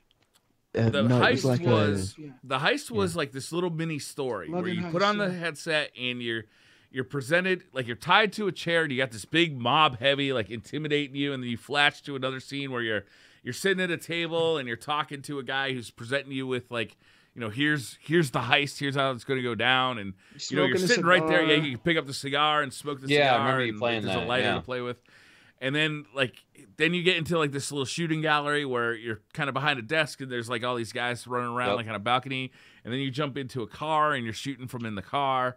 And then, like, there's a bunch of, like, little vignettes, but it wasn't a full game. It's just a demo. But, man, like, what they showed looked so much fun. So if they expand on that and make a full game out of that, I am in. I'm sold. I'm nervous with the tone, though, because I loved London Heist. Like, that was really good. It felt like Snatch or Lock, Stock, where it had comedy, but it was more grounded. This looks a bit more like Beyond Good and Evil 2. Like where the guy, maybe I pick it up more because I'm from London, but the guy was a caricature of a London sort of a black London gangster was the voice. It just really didn't, I don't know, it seemed more comical from someone there. It's like, imagine like a stereotypical American hee-haw kind of cowboy, similar kind of thing. So I don't know, I think it could be really good, but I'm just nervous that they took away that gritty, because I don't know, you were generally in the London Heist demo, you're actually quite fearful at times. They had the intimidating kind of bricktop like Snatch character, the mob boss. You actually get an award or a trophy if you don't flinch and jump when he jumps in your face to intimidate you. That's right. I forgot about that. Yeah, I think, Briar, you told me the first time you like jumped out of your seat or some shit. I let my dad do it too. My dad's a big guy. He's bigger than me. And when he was there, he jumped back and got intimidated. So yeah, it's to me, it was pretty cool. Let's see here. So that one looks good. Curse of Osiris. They showed off Curse of Osiris, the first Destiny 2 expansion. That looks phenomenal. I know Wilson must have been creaming his jeans seeing Osiris for the first time, right? Yeah. Osiris is my boy, dude. We're so tight. I'll be glad to have him back, man. I miss that dude. Yeah, you were just talking about that 2 weeks ago, having Osiris back and how you were kind of anticipating his return, and then turn right around and you got this. It was pretty epic, man. Super exciting. It's going to be awesome. It looked really good. And, that the nice thing about that, too, is it also coincides with the launch of Season 2 for Destiny 2, where they've also said there's a bunch of changes coming to, like, the investment system and the rewards and how that's going to go. And that could be pretty cool. So I'm looking forward to December 5th in Destiny 2. I got to play a lot of games between now and December 5th, though. I got to tell you that. Mm-hmm. My back catalog is just fucked. Yeah, I got this week. I'm guaranteeing you, I put it off for like 5 days, but I'm playing Wolfenstein this week, and then I'm going to start Assassin's Creed right after that. Oh. Because I am Take really, your time I want to play Wolfenstein, both of those. I will. Savor that game. It's a short campaign, so you want to kind of. I didn't know that you were an Assassin's Creed fan, Briar. Should I maybe try that out? I haven't been an Assassin's Creed fan since I loved Assassin's Creed 2, but everything they did since that, well, Black Flag I liked a lot too. But everything they've done since that, it didn't appeal to me. And what I did play, it was either like a buggy mess or the story was bullshit or some combination of both. But for everything I've seen about this game, it just reminds me of The Witcher 3. And I fucking adore The Witcher 3. The next game on the list, I'm curious, are you guys interested I skipped over Far Cry 5. Okay. Yeah. Far Cry 5, they didn't go into much about the single-player stuff. What they showed was playing it multiplayer and having some fun with friends. And it did look fun, but, man, it flew in the face of the message they've been sending about that game, where it's going to be all about this gritty, like, reality of being in Montana and, fighting off these, these cultists, white supremacist guys. Backcountry cultists, man. Yeah, like that looks so cool. I mean, I'm all about having some fun in the woods with some friends. Like it did look fun what they were doing, but I mean, they can make anything look like fun. Yeah, it does look good. I am gonna get that game. I am too. I've been on board with Far Cry since the original. I've enjoyed them. So, Monster Hunter World. Are any of you guys interested in that? To me, it looks I'm very amazing, interested in this. Yeah. That looks fucking amazing. I'm gonna wait for the PC release, but I'm gonna get it. Yeah. When's it releasing on PC? It's March, I believe. March, and there'll be a PlayStation exclusive beta on December 9th. So that's not that far away. And Aloy is actually in this game too. From Horizon Zero Dawn, she's a playable character on PlayStation, and that's really, really awesome. Damn. Yeah, I've been with Monster Hunter since back in the PSP days, man. I only played one of them. I played one of the ones for the DS, I don't, or Same. the 3DS, and I don't remember what the name of it was. It was fun, but it was just too deep of a game to have on a mobile console for me. Mobile consoles are all about like quick bite-sized content for me while I'm sitting on the couch, and maybe I don't get back to it for a week or two. That was a deep game and it was fun, but it's very deep, More fun with friends in the party, helping you out, telling you what to do. And I put the most time into the Wii U version, which was Monster Hunter 3 Ultimate. I think I put like 400 hours into that one, but I usually put about 100 hours into every Monster Hunter game just because it appeals to me, the whole just looting and collecting stuff and looting and grinding, and I can probably spend 100 hours before I burn myself out. But yeah, you're right. I think on a proper platform, I could put another 400 or 500 hours in easy. Yeah, I'm going to be looking forward to playing this with my Destiny friends. I think it's going to really appeal to like the same groups of people who like Destiny are going to move right into this. It's a serious grind, and I got to ask Gary because I know he's alluded to us many times how much he likes to grind. He loves MMOs and whatnot. When you met your lady, Gary, and you guys had your first dance, did you grind on her? I bumped and grind like R. Kelly in the 90s. It was good. My mind was telling me no, but my body was telling me yes. Buddy! Way to go, Gary. Brother, do your fucking thing. They showed another trailer for WW2, Call of Duty WW2, which actually comes out. Is that Tuesday? Is that in 2 days from now? I think it's out. Oh, it's out? Call of Duty came out on Friday. Yeah. God, I'm still confused with games coming out on Friday. I'm used to the Tuesday thing. I asked Kate, I said, why? This is this morning, Briar. I said, why haven't we bought Call of Duty? She said, I don't feel like we should spend money on a game that we probably won't play because Destiny 2 is out. And I was like, good point. Smart woman. I've got the money sitting there to buy it, but I'm looking at Call of Duty. I bought that Ocarina rather than buy Call of Duty. Like, it's just, I know it's going to be. Play it for the people. I bought it, but I bought it on PlayStation, so Gary won't play it with me. No. We saw Onrush, an all-new game. It's a truly mad-looking racer that is entirely arcadey. And beautiful, but it looks like a really cool racer. Yeah, I drive like an old man. Me too. 65. We saw another look at Star Wars Battlefront 2. No big deal. Spider-Man though. Spider-Man looks good. I'm not a big comic book guy. I like Spider-Man more than most comic books, but playing Spider-Man games can be intensely fun because of the freedom of movement. Mm-hmm. And I'm not gonna lie, this game looked like it could be fun. I'm gonna wait for reviews on it. But the trailer they showed for it looked like it could be cool. If the movement's that good in game, man, I will play the shit out of that game because that looks like that could be addictively fun. Just flying through the city like that. You know the pedigree of Insomniac Games, guys. I mean, they have a history in this kind of superhero type of stuff. They're the guys who made Ratchet and Clank. Is that right? Not Insomniac. No, they're Insomniac. I don't think they did Ratchet and Clank. We can get on it. We can get our researchers on it right now. Guys, look it up. I feel like the world was more fun when we just said wrong shit to each other than Ratchet and Clank. They made Sunset Overdrive. They did make Ratchet Spyro and Clank. the Dragon, and Spider-Man. Okay. You know, they build these like fantastical worlds with these crazy characters, and this Ratchet looks and Clank amazing. was fun as shit, man. I love those games. Spider-Man. Absolutely. I don't know. I could go for this. I want to see reviews though. I'm not buying this till I see reviews for it. They showed Detroit Become Human again. This one, okay, so we've seen several vignettes out of Detroit Gone Human. This time we saw a robot who apparently had been damaged and was in basically a domestic abuse situation where the child was getting abused by a father, physically abused by the father. God. I gotta tell you, I have no fucking interest in playing this game. It was just a little too real for me, man. It was a little too real for me. I swear, Briar caught me off guard like a motherfucker just now. I could have swore he was about to say, "I gotta tell you, I really want to see it." I'm very excited for this game. I think it, Like, what about it gets you excited for it?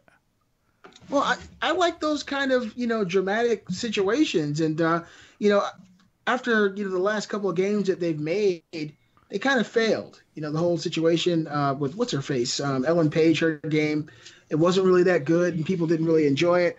And then you got situations like I'm trying to think of the name of the one that came out afterwards, and now they have it on PSVR free this month. what's the name of that game, Briar, that came out on PS4? Quantum Break? And it was it was like a cinematic film. You kind of watch it and play it out in the woods, a bunch of kids. And there were Wendigos. Until Dawn. Yeah. Until Dawn came out, and it kind of shit all over Quantic Dream when it comes to the way these games, these films. People love Until Dawn. Yeah, and so I think Quantic Dream has something to prove right now because of their last. The problem though is that this just looks like a choose your own adventure. I'd rather play it as that sort of game. I hope there's no gameplay in it. Like, I'd probably buy it if it was something that was like a Telltale game, but just with really good animation. Yeah, I mean, that to me could be interesting. If it's a short campaign, if it's like a 5-hour game with androids, I'd probably buy it. But none of the scenarios have looked interesting to me at all, though. I think that situation in that house looked interesting to me, Briar. It looked like it looked depressing to me. It looked fucking awful. I don't want any part of that. Man. That's not the kind of media I like to get in on. It was just a little too real for me. I was like, I kind of want to kick this guy's ass. I could dig it for 5 hours like Blade Runner. That sort of deep, dark, dystopian future. I could get in and get out. I like games like that make me think, and then I can put them down and never touch them again. But most people hate it. They want 1,000 hours out of a $60 game, so whatever. Yeah, I mean, that's exactly. I'm not about the time investment. I'm about just walking away saying I just watched a child die 16 times because I couldn't figure out this puzzle. Yep. Oh man! Now you put it that way, Briar. Shit. Make sure Reminds me. It takes me back to Phantasmagoria, the point-and-click adventure, where every time you fucked up, something would happen, and it'd be some gruesome scene, and you'd have to do it over and over and over again. You guys remember that game, Phantasmagoria? Yeah. No, I never heard of it. Really? It's a point-and-click adventure, and just YouTube it, man. It's Sierra Games in the 90s for PC. It was classic. They showed God of War again. Did a brand new gameplay scene from God of War. It looked great. I'm very the more they show this game, the more I'm excited I am. I can't wait. Bearded Kratos. Fit right in, Briar. Fits right in. New DLC for Horizon Zero Dawn, Frozen Wilds. Please. That's coming out very soon, right? Isn't that coming out before Christmas? Early December. I hope that sells more copies of the game. I hope they do a big marketing push behind that because that game was fantastic. It kind of got overshadowed because it came out at the same time as Zelda. I wish this DLC was coming out at a different time, not holidays. If this was coming out in January, I think that'd be perfect. Another one that I think I like the story more than I like the game. Horizon Zero Dawn. The game was amazing. Yeah, I really, really like the story of that game. I like shooting shit. I like the story. I hated the side story, and I just mainlined the fucking main story because every time I ran into a side quest, it was like, this is boring. Yeah. I thought the gameplay was so engaging. You're tethering two little spots. You're tricking enemies into running into these electrical wires and stuff. It was just really exciting for me. I'm a reliable narrator because I had the same with The Last of Us, where I played it because I loved the story. I hated the gameplay. So again, I've got a dispopular opinion. I liked the trials things that you had to do where you'd go to those hunting grounds and they'd give you challenges to do with all the roaming dinosaur bots. That was my favorite part, where you shoot an arrow and it rolls all the logs down the hill and wipes out a herd. Yeah, saying that's the only thing that I think Destiny could have taken is I thought Lost Sectors were going to be the cauldrons from Horizon Zero Dawn, where you go in and it's like a sprawling mystery cavern that's it's not procedurally generated, it's just something that's been crafted for you, and then there's a big boss at the end that you've got to learn a mechanic for, and it could be a way of teaching you a mechanic, and maybe there's only 3 Lost Sectors per planet, but they're all like the cauldrons in Horizon Zero Dawn. Yeah, that would have been baller. Too bad I've just invented that, never mind. This comes out in 2 days, chat's saying. Yep, chat's saying it comes out in 2 days. I might have to play through that. Thank you, chat. I'm excited for got another look at the Shadow of Colossus remake. How many times are you going to remake this game? Yeah. Come on. No, this is the first time it's actually a remake. The other ones are just it just came out with this game again. Nope. Whatever the fuck you call it. HD No, this is remade from the remake. Fuck this off. Is remade fuck from off. The ground it's up. The same shit. It's the same fucking game re-released. No. Director's cut. No, it's not. Yeah, it is.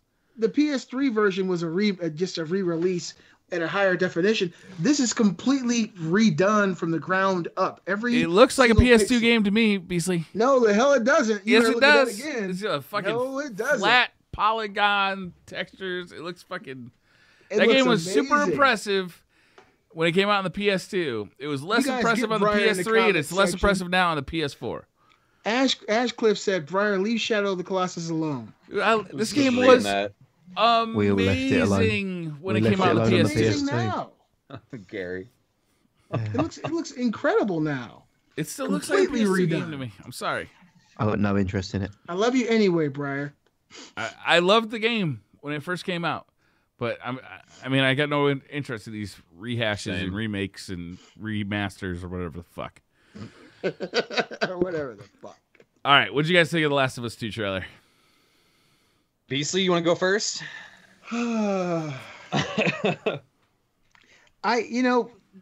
Upon looking at it and watching it, I felt like it could have been The Last of Us, but I was like, I don't know who these characters are. It looks very gritty. It's very violent and visceral. And I was like, whatever this story is, it looks like a Naughty Dog game. And then when, everything went down and you saw the violence, and I mean violence that was going on in this trailer, and women almost getting impaled through the gut, and just everything was open season for anything. Yeah, it was violent. Like, it was real violent. Like, at one point, one of the women says, "Clip her wings." Yeah. And they hold out her arm and they bash her elbow, her arm with a hammer, and it's like you see that, and they don't do it once; they do it 3 times, and the woman's fucking screaming, smashing her elbows. Yeah. It just goes to show, I guess, the evolution of what was in Neil Druckmann's head for this world.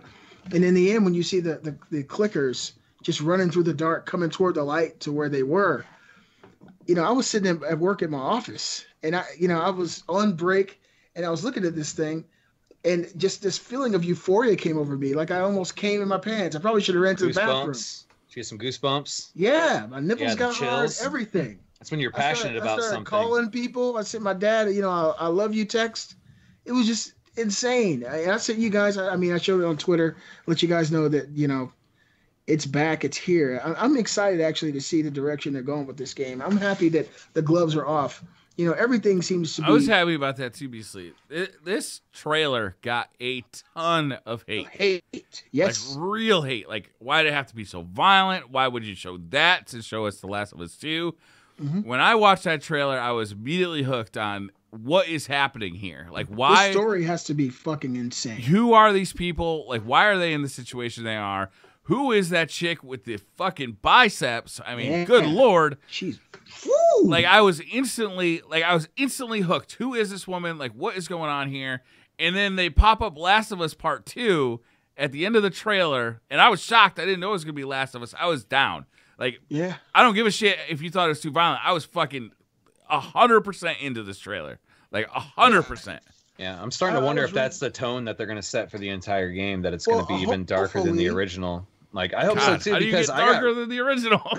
You could, man. That's what you do with the sequel, man. Bigger, better. You make it, if it's a dark horror game, you make it darker, man. Yeah, but and that game got me.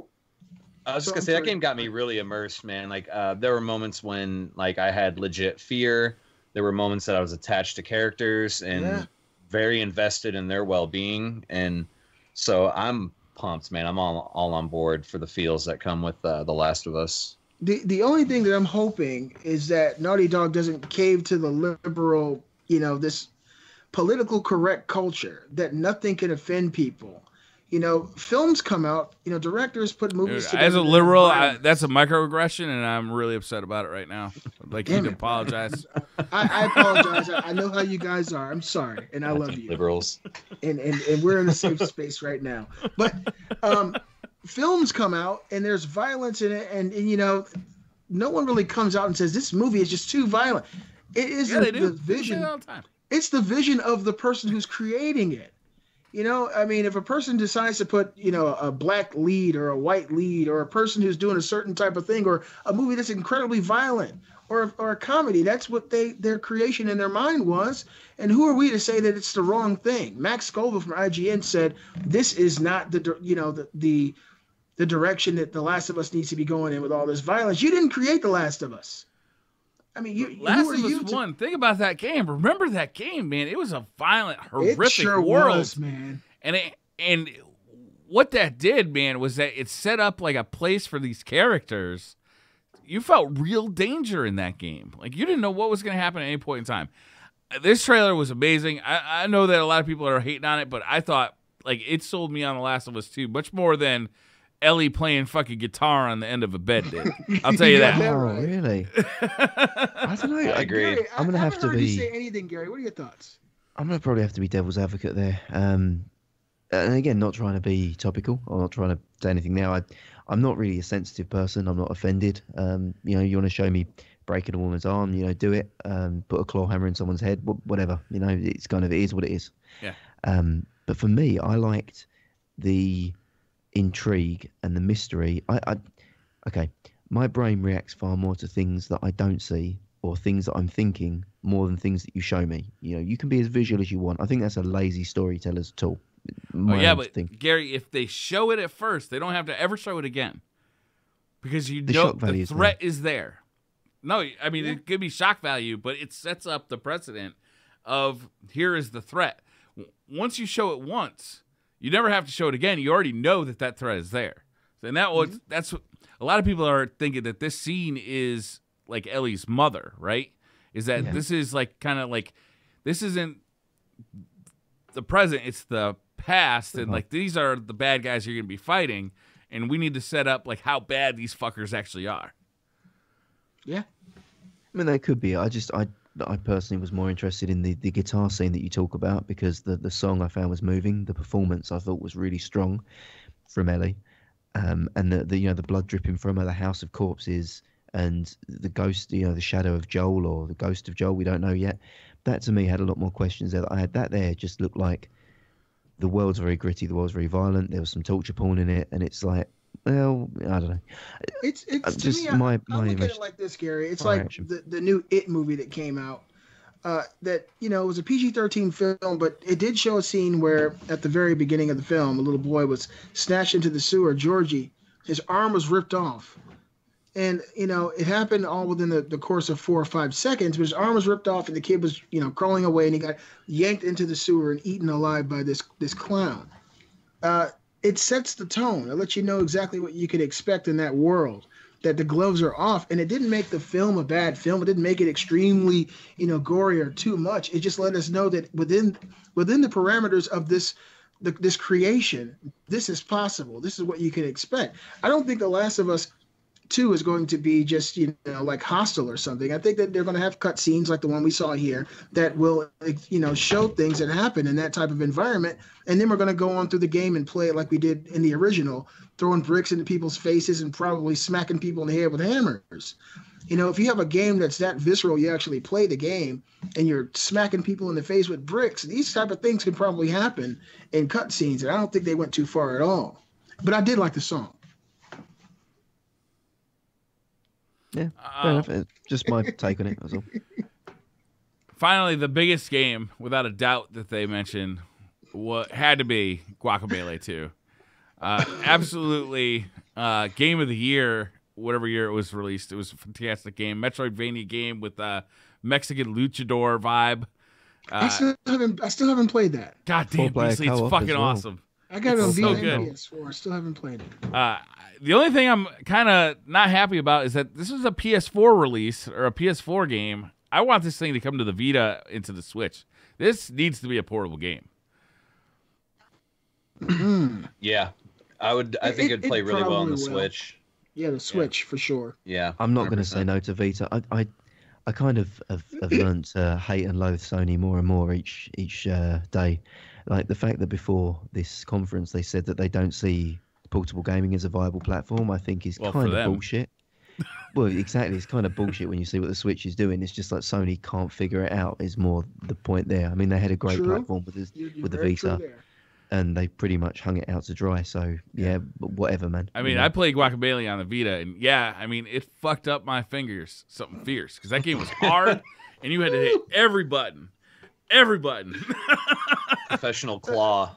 But goddamn, torture device. It played perfectly. Like, it controlled perfectly. And the music was awesome. The graphics were awesome. The world was awesome. It was Metroidvania with a fucking luchador. It was awesome. The game was amazing. And I'm so happy to see a sequel coming out. I hope it sells super well. I hope it gets a ton of praise and it sells super well because I feel like the first one just kind of flew under the radar. Hey, Briar, if you got about 5 seconds, click on the image I put in our little notes. I can't do that because it'll fuck up the video. Oh, yeah. Well, you can do it afterwards. No problem. It's some nudes. But continue. Oh, perfect. Never mind. I'm showing them on screen. Don't fuck up the show. You can wait. Showing those online right now. All right, and I think that's the end of Paris Games Week. You guys? Yeah. Well, what'd you guys think of like the whole show, man? Like, I'm pretty excited. Like, there's a lot of damn good games in here. There's some good VR stuff coming out. I'm glad to see some of the DLC coming out, especially like the VR stuff, man. I'm really hyped about. I can't wait to play some of that VR stuff. 13 new VR games during the pre-show alone. Yeah. So they're really supporting it, and unlike the Vita and other mistakes that they've made in the past, it seems like VR is going to be a big push for Sony. Overall, I was really pleased with this. It was kind of an unexpected gem for me, Briar. Paris Games Week is one of those conventions that are smaller in the year, and especially when you get busy and you got a hectic life, you can forget about it. And that's exactly what happened. Especially with the PlayStation experience coming up in December. Like, this wasn't even on my radar, Beastly. It was not. Pope Bear hit me up on Twitter. He's like, "Hey, you should probably check out the Paris Games Week PlayStation thing," because he was pretty sure that there's going to be some Destiny news in there. But good God, I mean, I was blown away. What was it? Ghost of Tsushima? Is that what the kid? Yes, that's a must play. Like, I'm on board. The VR heist game. What was that called? Yeah, it's like London Heist. Blood and Truth. Yeah, Blood and Truth. Spider-Man looked real good. Horizon Zero Dawn DLC, which we knew was coming, but The Last of Us Part 2. See another trailer for that. Is that coming in 2018, you think, Beastly?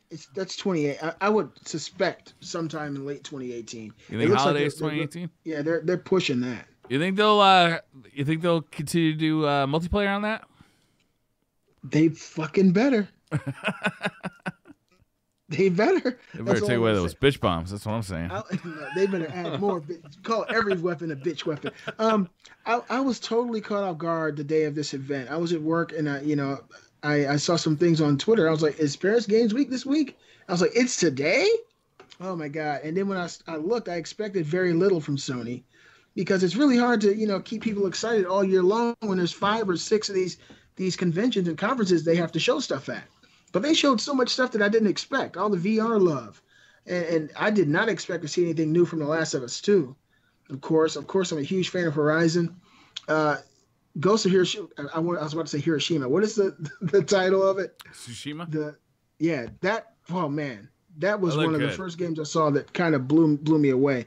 And to be totally honest, I've been on the fence about snatching up an Xbox One X.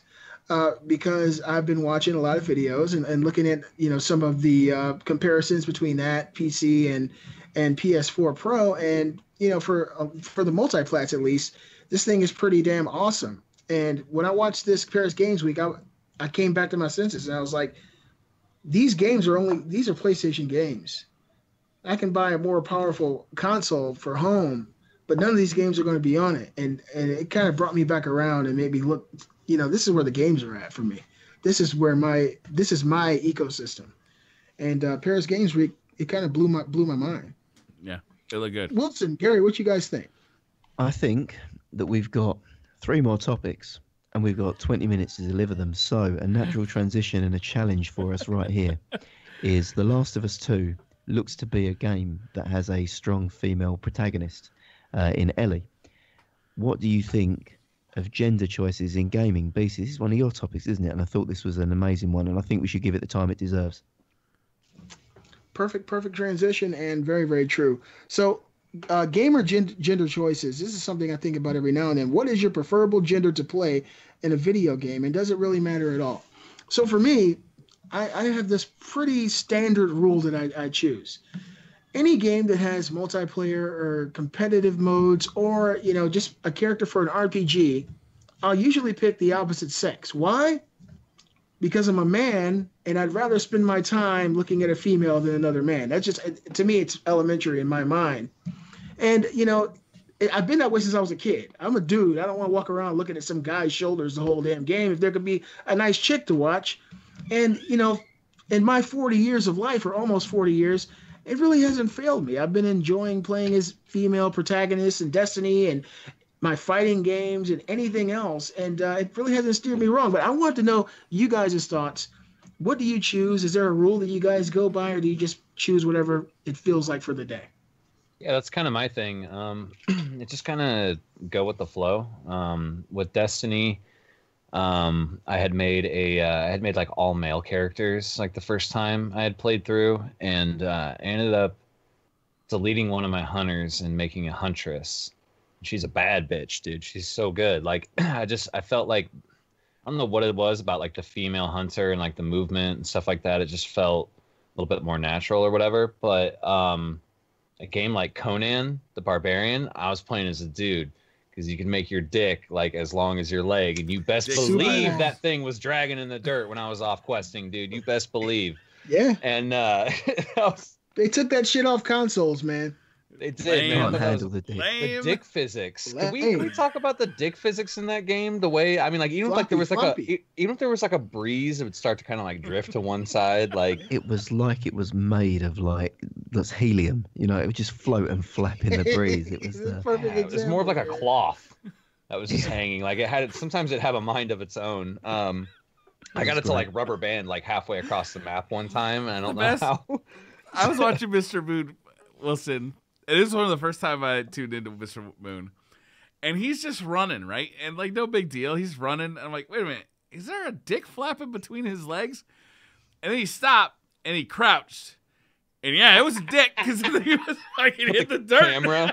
Yeah, he put the camera up underneath. I remember the first time I tuned in to him playing the game, a bunch of people were just tuning in and they're like, what's your character? What's your character? And he's like, do you want to see my character? And he whipped the camera around to the front and whipped his loincloth off. And he goes, look at my character. And it was like down past his knees. And it's just a funny ass game. But kind of brings me, I'm glad you brought him up.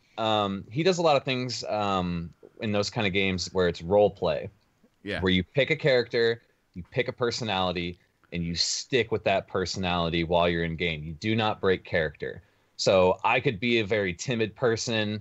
Gary could be very dominant, very aggressive. You know what I mean? And you don't break character. You don't refer, like, they even go as far as to like find ways, like when they don't know what key to press, they'll find a way to work it into conversation casually in the game. So they just don't like break the immersion. You know what I mean? Because these guys tell amazing unscripted stories like on the fly. They're really good. So to me, that is extremely important to be able to pick your gender in a game. A perfect example of that is Rust. It was tied to your account when you purchased the game. It was random whether you were a guy or a girl, and people wanted to role play. Like, how the hell are you supposed to role play this really intimidating dominant male when you're a chick? You know what I mean? Like, it kind of breaks the immersion. Like, so they found ways to work it in. You know what I mean? But I think it's really important. Like, but for me, it's just whatever I'm feeling. Sometimes, like when I make a character on Destiny on PC, like I'll try to think of what my image of what, you know, my dream Titan would be, which she's a bad bitch too on PC. I think for me, it depends on what the game is. So if it's a competitive game, I'm just going to pick whatever the best possible variant is. So like World of Warcraft, most of my characters were female and they were the smallest race you could be. So it was like either a female dwarf or a female goblin or a female gnome, the smallest, because we worked out that females had smaller hitboxes and there were smaller collision boxes, so they had to get nearer to melee them. So it was a tactical advantage. Like, I just play to win, you know. I don't really care about what they were like. But then if it's a story game, I think the character gender makes a big difference. So like The Witcher, for example, Witcher 3, let's go to. The times when you're playing as Geralt is so different to the times you're playing as Ciri in the way the conversation is. The characters are very different, and I'm equally invested in both of them. You know, it's not like, oh, I'm on Ciri again. I'm just waiting to get back to Geralt. Like, I think that the way Ciri approaches problems and the way Geralt sort of barrels headlong into them, it's very, very different things. And I think that gender can, I mean, it's a bit of gender stereotypes because not all women are, you know, smart and you know, what's the word, like cognitive thinkers, and not all men are just brutish, headstrong things. But I think if you've got a character that you can work on, it makes sense. Like Aloy in Horizon Zero Dawn, like I think she works well as a female, and I think having a male character maybe would have impacted that in a certain way. I don't know. I think that the gender can definitely make a character stand out. Story games, I think it makes more of an impact in. What do you guys think? I think you make a good point about that, dude. Especially with Ayla.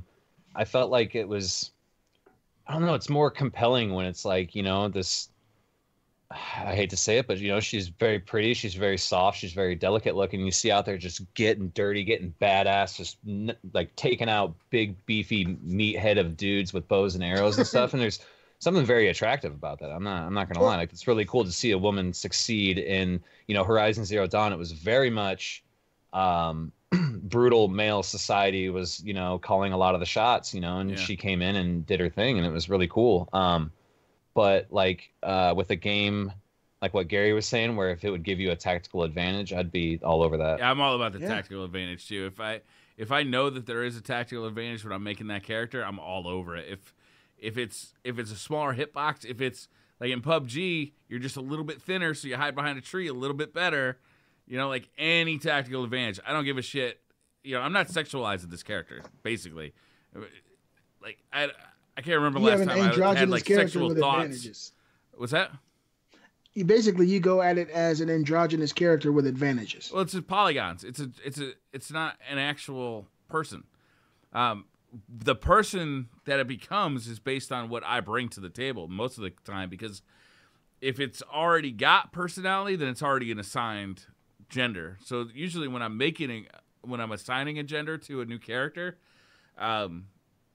oftentimes what I'm actually doing is I'm basing it off of somebody I know or something I want it to become. Like in Destiny, I made a character based off you, Beastly. My Titan in Destiny 1 was Beastly. That's Beastly, right? I made it as resemble you as best I could, and then I played it. You were the Beast. It was the Beastly gamer. You know, I made a new hunter just recently, and the character creator just kind of randomly started me off with an exo female hunter that had somewhat of a pleasant look to her, but also the hint of something devilish, right? Like there's something about her face that just kind of said, yeah, there's a little bit of mischief to it, and I just rolled with the random character creation for it because that's awesome. Like I don't know, she just, and now like when I play her, I always like looking to make a little trouble with my hunter here. looking to have a little fun. You know, we're mainly a good guy, mostly. Yeah, but every now and then that little trouble behind the eyes could come out, huh, bro? Yeah, like I don't know, like I when it's my choice, I like to build a personality up behind these characters. Got you. That's a very unique way to approach it. And for me, like RPGs, I'll do that. RPGs. But it's really interesting that you use that with things like Destiny. You already have kind of a preconceived notion of what you want these characters to kind of be like, and you build that from the beginning. Another game that really kind of pulled me in because of the female protagonist was Rise of the Tomb Raider.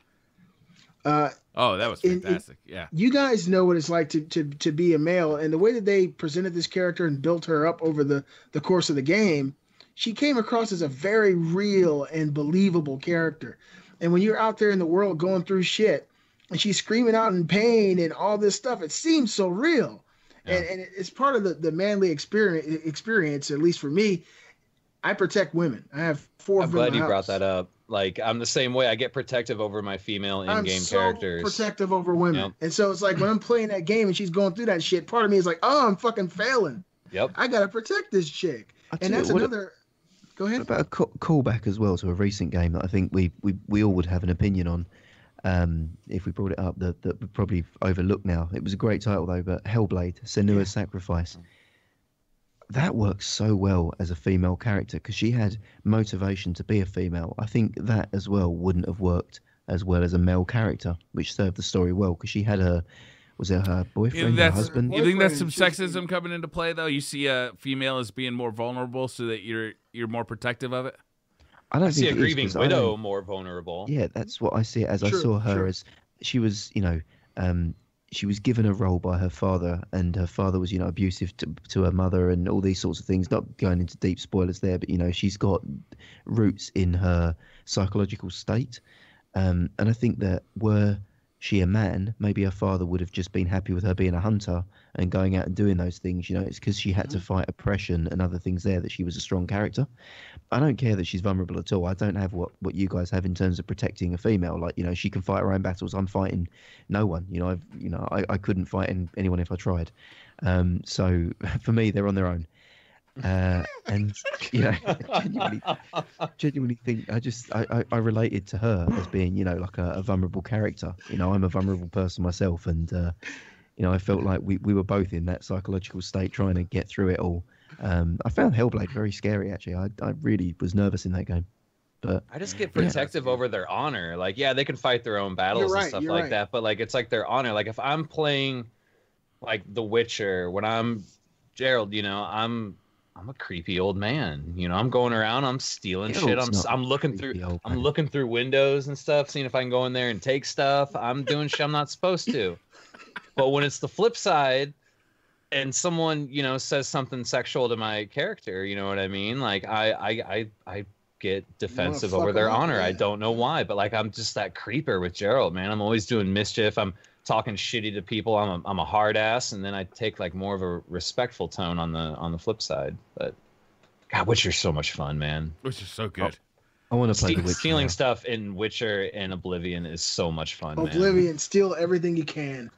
Steal shit, walk out, and just like Fuck 1,000 things fall out of your pocket. Like it just explodes. Like when you're over encumbered and stuff. It's a lot of fun. You guys let us know in the comments, what do you choose when you play video games? Male or female protagonists, and why? We'd like to know here on Twitch, YouTube, and you can tell us in your review of our podcast on Podbean, iTunes, or wherever you do your podcasting. We got one more topic. Would you guys like to get to it? We got two, actually. Let's two. count One of them them's down. yours. Yeah, one of them. The next one's yours. All right.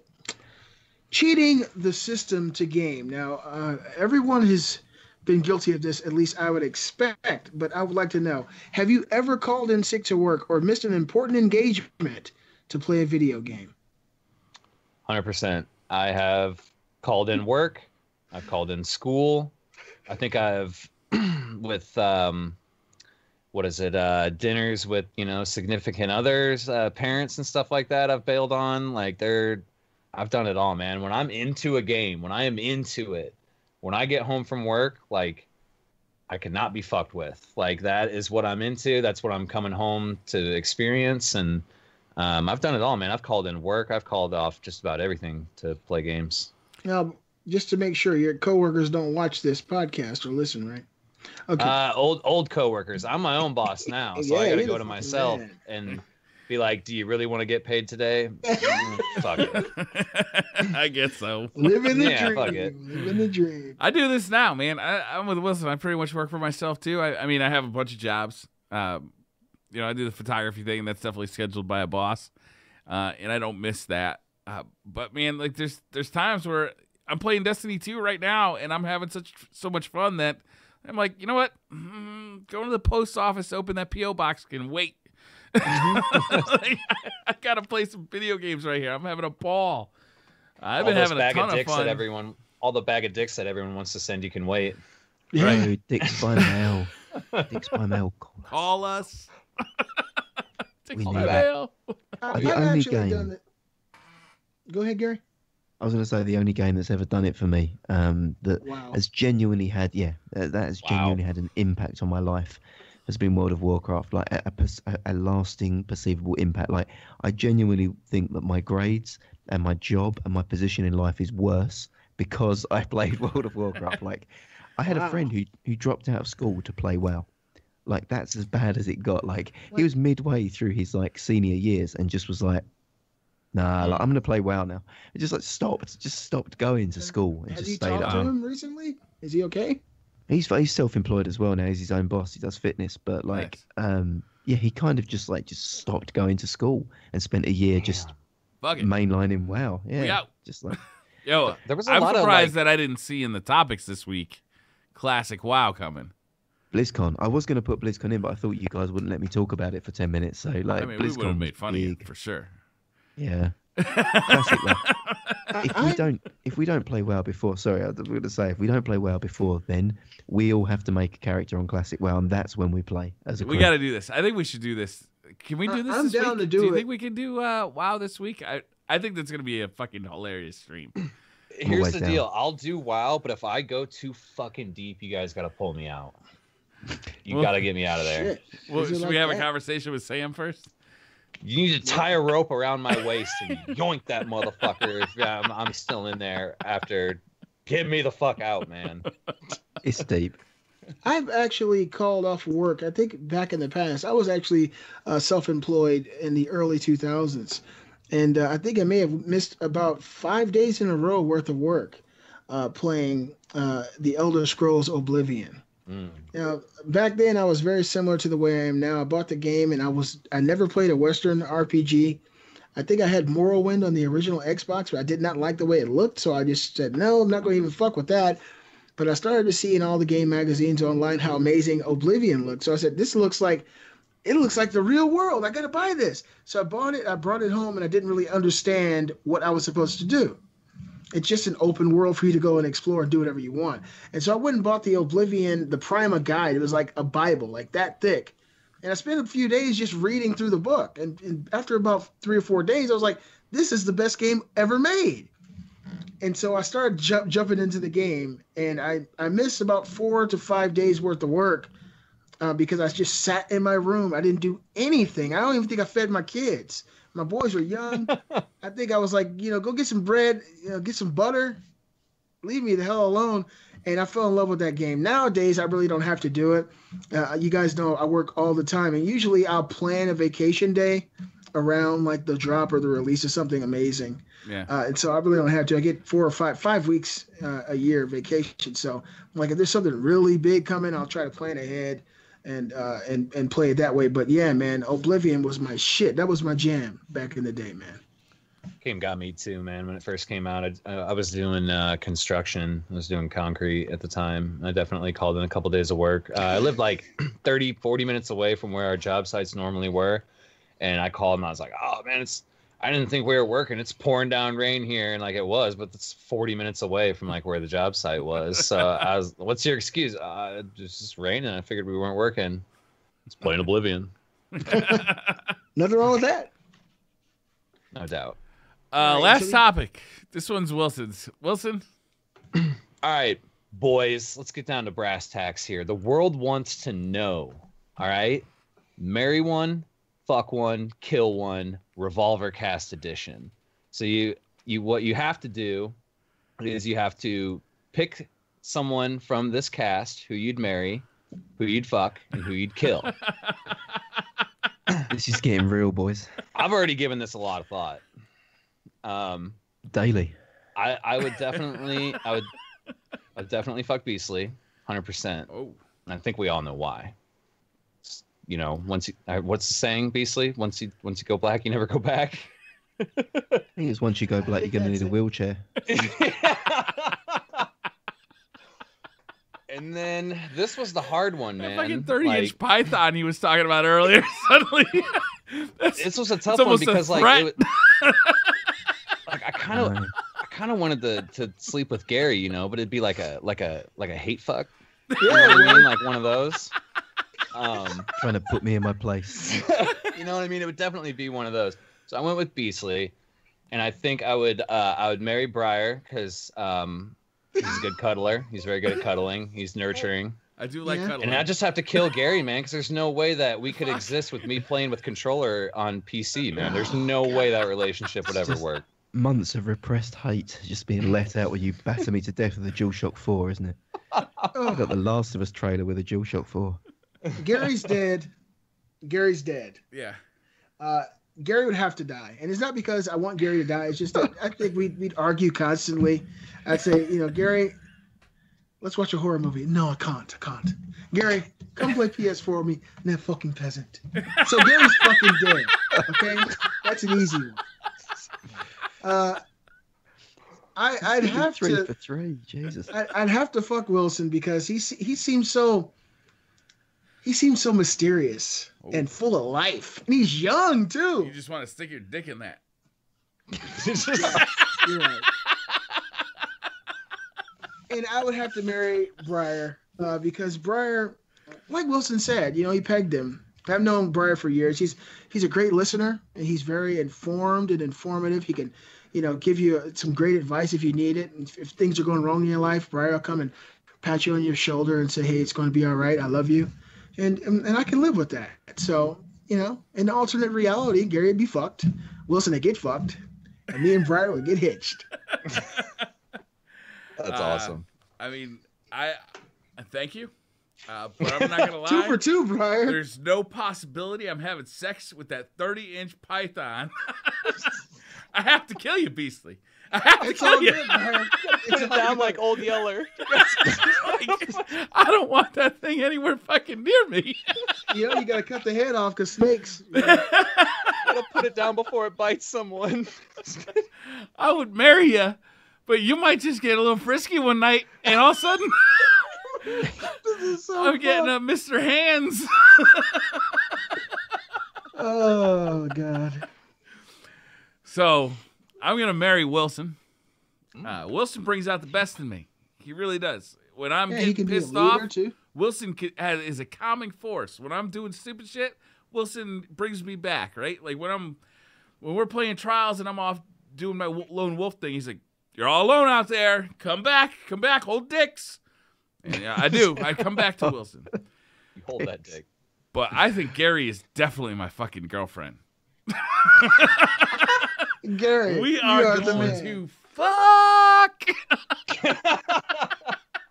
I'm not gonna lie. I mean, I kind of expected it eventually. It was a matter of time. It's kind of like gravity. That's it though. I'm too intimidated by the penis. I'm glad So I have didn't to go kill 3 Beastly. I think if I went 3 for 3 murdered by the crew, I'd have had to have just done it myself. That was terrible. I was kind of hoping you were. I'm not gonna lie. I was kind of hoping we'd all secretively go in on that and be like 3 out of 4 members would kill Gary. Damn. Well, I'm at a predicament here myself, You have to kill me, Gary. Yo, usually I don't call out chat. I'm so sorry. Gary, look. I don't call out chat too often, but Hugo just said if Beastly dies, the world average dick length decreases by 3 inches. I said true. The whole world. Gary, you have to kill me, and it's okay. Why? Why? Well, if you kill me, then you and I are equal. So no love lost. We both died twice. No. You see, the nervousness I have is taming the python. The anaconda. That's gotta go it's slow, intimidating, Gary. Beastly. Like everybody wants to marry you because you're a provider, you're there for people, you're strong, you're handsome, and I know that you're gonna be fun to marry because we're always gonna be sitting on the couch gaming. But you get anywhere near me with that 30-inch python, fuck off, man, killing you. I've got a get out of jail free card here, right? I'm gonna fuck Beastly. He's gonna be my dog, right? And the reason I'm gonna fuck him. The reason I'm gonna fuck him. No one said how we fuck him. He's my power bottom right now. I'm avoiding the python altogether. I might get a sore arm during the reach around. I might be overextending a little bit. Throw your shoulder out. It's like playing a fucking trombone, just like full length there. But that's my get out of jail free card. And to be fair, Beastly, you wouldn't feel a thing. My wife never does, so you'll be fine. Don't worry. It's painless. Oh God. Painless. So that's that there. I've now got a predicament here. I've got to kill one of the two of you. Yeah. So, looking at my options here, I think I'm going to have to kill Wilson. Oh. And the reason that I'm going to have to kill Wilson How could is you because kill Willie? Because I'm not a violent man, and I think of the two of you here, the one that's going to put up less of a fight, I feel like Wilson's such a nice guy. He's going to just slit his own throat, He's going to just take that trouble away for me. So, look, man, I know this is really hard for you. So, I'm just going to go ahead and step out into traffic. I love you. Done it for me. It's like that he's gonna take the blade for me, like Han Solo style, spoilers, and just plunge it into himself, So I'm just guilt free. So that's there. So I'm left with me and Briar, married for life. going there. I feel like, I feel whilst like I this am is gonna just be a very expensive marriage for me. Yeah, Briar, you have no money left because now you're married to this ass, and every day he's gonna tell you to buy something else awesome. I feel like, just a part of me just is attracted to bears, and I feel like you would be my bear, and like, I feel like, Briar Bear. I feel like Briar as well, bear. like, I feel like I would feel the wife role. Like your clothes would be big on me, so when I'm cold, you could put your big sweatshirt around me, and it would just like keep me warm and happy. That is love. Briar, is, it's- I mean, it you is really love. thought this through, Briar. You can It's wear your compassion. significant other one's clothing. That is love. And I also don't call out chat too often, but Gray Fox said Gary would kill me because it's the vape. It is. I Because mean, of I'm the not. vape. I'm not a violent person. Like I said, I need someone who's going to help me along on that way. And in marriage, I need someone who's going to be strong and supportive. Do you know, it'd be nice to just be able to be like, this is my husband, and look up and see him up there. It's just like, have that there. It's just like that kind of feeling of comfort and warmth. I think you could provide that. I still feel like And Briar like would I lay said- my clothing out for me too. I feel like you would. Yeah, I think yesterday it'd be you the- looked like a fucking mess. Put these on. I feel like he'd be the lovable scamp that I need. Someone that I can cook for and clean for, and just generally make feel like the king they are. I can feel that role as a housewife. And You I've got got it that. made, Briar. You have it made. Well, basically, in short, in this little amazing topic that Wilson came up with, Briar got married 3 times. He is I would marriage marry material. each and every one of you. I would be totally polygamous with all of you, but Beast, we ain't fucking. We ain't having it. Off the At table. least Gary's down. It's off the table. Shit. So from what we figured out from this, Briar's the marriage material. Apparently, a couple of us want to kill Gary. Everyone's scared of Beastly's anaconda. No one's really quite sure what to think about me. Kind of a mix. I would have married No, you. I fucked you, Wilson. Yeah, you fucked me. Briar married me. Gary killed me. So just It was throw a coward's question way mark out for above me. yourself. I'm sorry. Coward's way out. expect Very the worst and hope informative. for the best, Wilson. I feel closer. It's good. I feel like that was a good way to end the show. That was a I good think topic. chat Briar, need to decide it for us as well. If chat in the comments section, either on Podbean, iTunes, or YouTube, if you could put in your own theories I for think what we should put do it with in each other and iTunes, why. right? Like, let's get some reviews on iTunes on who you. yeah, let's get some fuck- iTunes reviews. Marry, fucker, kill. Very fucking clear. Now, Briar, make sure I you feel like say that's this to- exactly what Apple wants to see on their platform. I'd listen to that podcast. That's why if they that let was us the on there. reviews. That's Brian, exactly what You have to tell Miss Rabbit today that you are marriage material and that she should consider herself lucky. I'll tell her, but Right. I also need I don't know I what the fuck she's gonna say. I need chat to do me a massive favour, and if you've reached this far, then you're a glutton for punishment and you like to do stupid shit with your lives because you've just listened to us for 2 hours. We're trying to get in touch with a company, Dicks by Mail. This company allow you to anonymously send penises to anyone else in the world. They look like a fantastic business and someone that we really want to get in touch with. So if you could tweet at Dicks by Mail, we're going to put a link in the they have a comments Twitter account. section. They do have a Twitter account. And if you could tell them that the guys from Revolver, tag any one of us in there, and the guys from Revolver need to talk to them, we'd be eternally grateful. Can we get at Dicks by Mail some love, get them some shout outs, and get them in touch with the Revolver guys, because this needs to happen. This is a partnership that's made in heaven. Yeah. At We're talking Dicks by serious Mail. deals here, people. We're right? not kidding you guys. We want to get a hold of some of that Dicks by Mail money. Actually, we just want to get free samples. We want to send you guys bags of dicks. At Dicks by Mail, go over to Twitter, let them know, sound off, just blow them up and tell them to get in contact with the Revolver guys. It'll be a match made in heaven and dicks on earth. We got to make this happen. I mean, I'm serious. We're trying to get an official sponsorship with them, even if it's something really silly, something that maybe we could give away once in a blue moon or something. Maybe you could get some anonymous dicks. I don't know. I Tune want in. an anonymous dick. I've Yeah. wanted anonymous dicks every day since I heard about this. I love yes. the fucking logo. It's amazing. But yeah, I mean, if you're finding us on iTunes, Podbean, please leave reviews, please leave comments, leave likes, share it. But most importantly, get in touch with Dicks by Mail. Make this happen. I think if we can make this happen as a community, if we can fuck them like Big Bird, it would be amazing.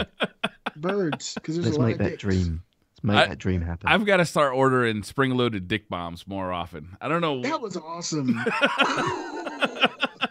Spring-loaded dick bombs. And Hermitage has nailed that the shipping on the BC replica is horrendous. Has to be delivered in a semi-truck, just pulled up. Like a forklift.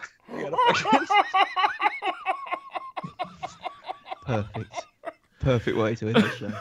I don't think we can go any higher than that. That was we peaked. We've got to get chat on screen. We need to be able to. Yeah. reference chat. Yeah, man. So, you guys are too funny, man. You are absolutely hilarious. All right, guys, that's gonna do it for this show. Where can people find you? Find me on Twitter at Ryu Wilson. Tweet us out, Dicks by Mail, all that stuff. Tag us, let us know. Beastly? Tweet me, Beastly__gamer on Twitter. Gary? And of course, my YouTube channel. You can find me on Twitter, Gary Diaz 86_BT. For some reason, I don't know. It's Big just there. Thuggin'. Big Thuggin'. I went with Big Thuggin', but I'm thinking that kind of doesn't suit my image anymore. So I've got to think if chat can come up with something that the BT stands for, I'd really appreciate that. It could be Beastly Twink now. You did choose me to fuck. Beastly Twink, It could be okay. Beastly Tuggin. After that Reacher Hound joke, you know what I'm saying? Beastly Tuggin'. Or broken and torn, which is what I'll most likely be after my moment with him. But yeah, you could find me on Twitter, or alternatively, you can just hit up the podcast Revolver Live on iTunes or Podbean, which would be far more useful and influential than following any sort of strange toxic shit that I post on Twitter. Yo, thank you guys so much for watching. We'll see you next week. Beastly Twink. Beastly Twink.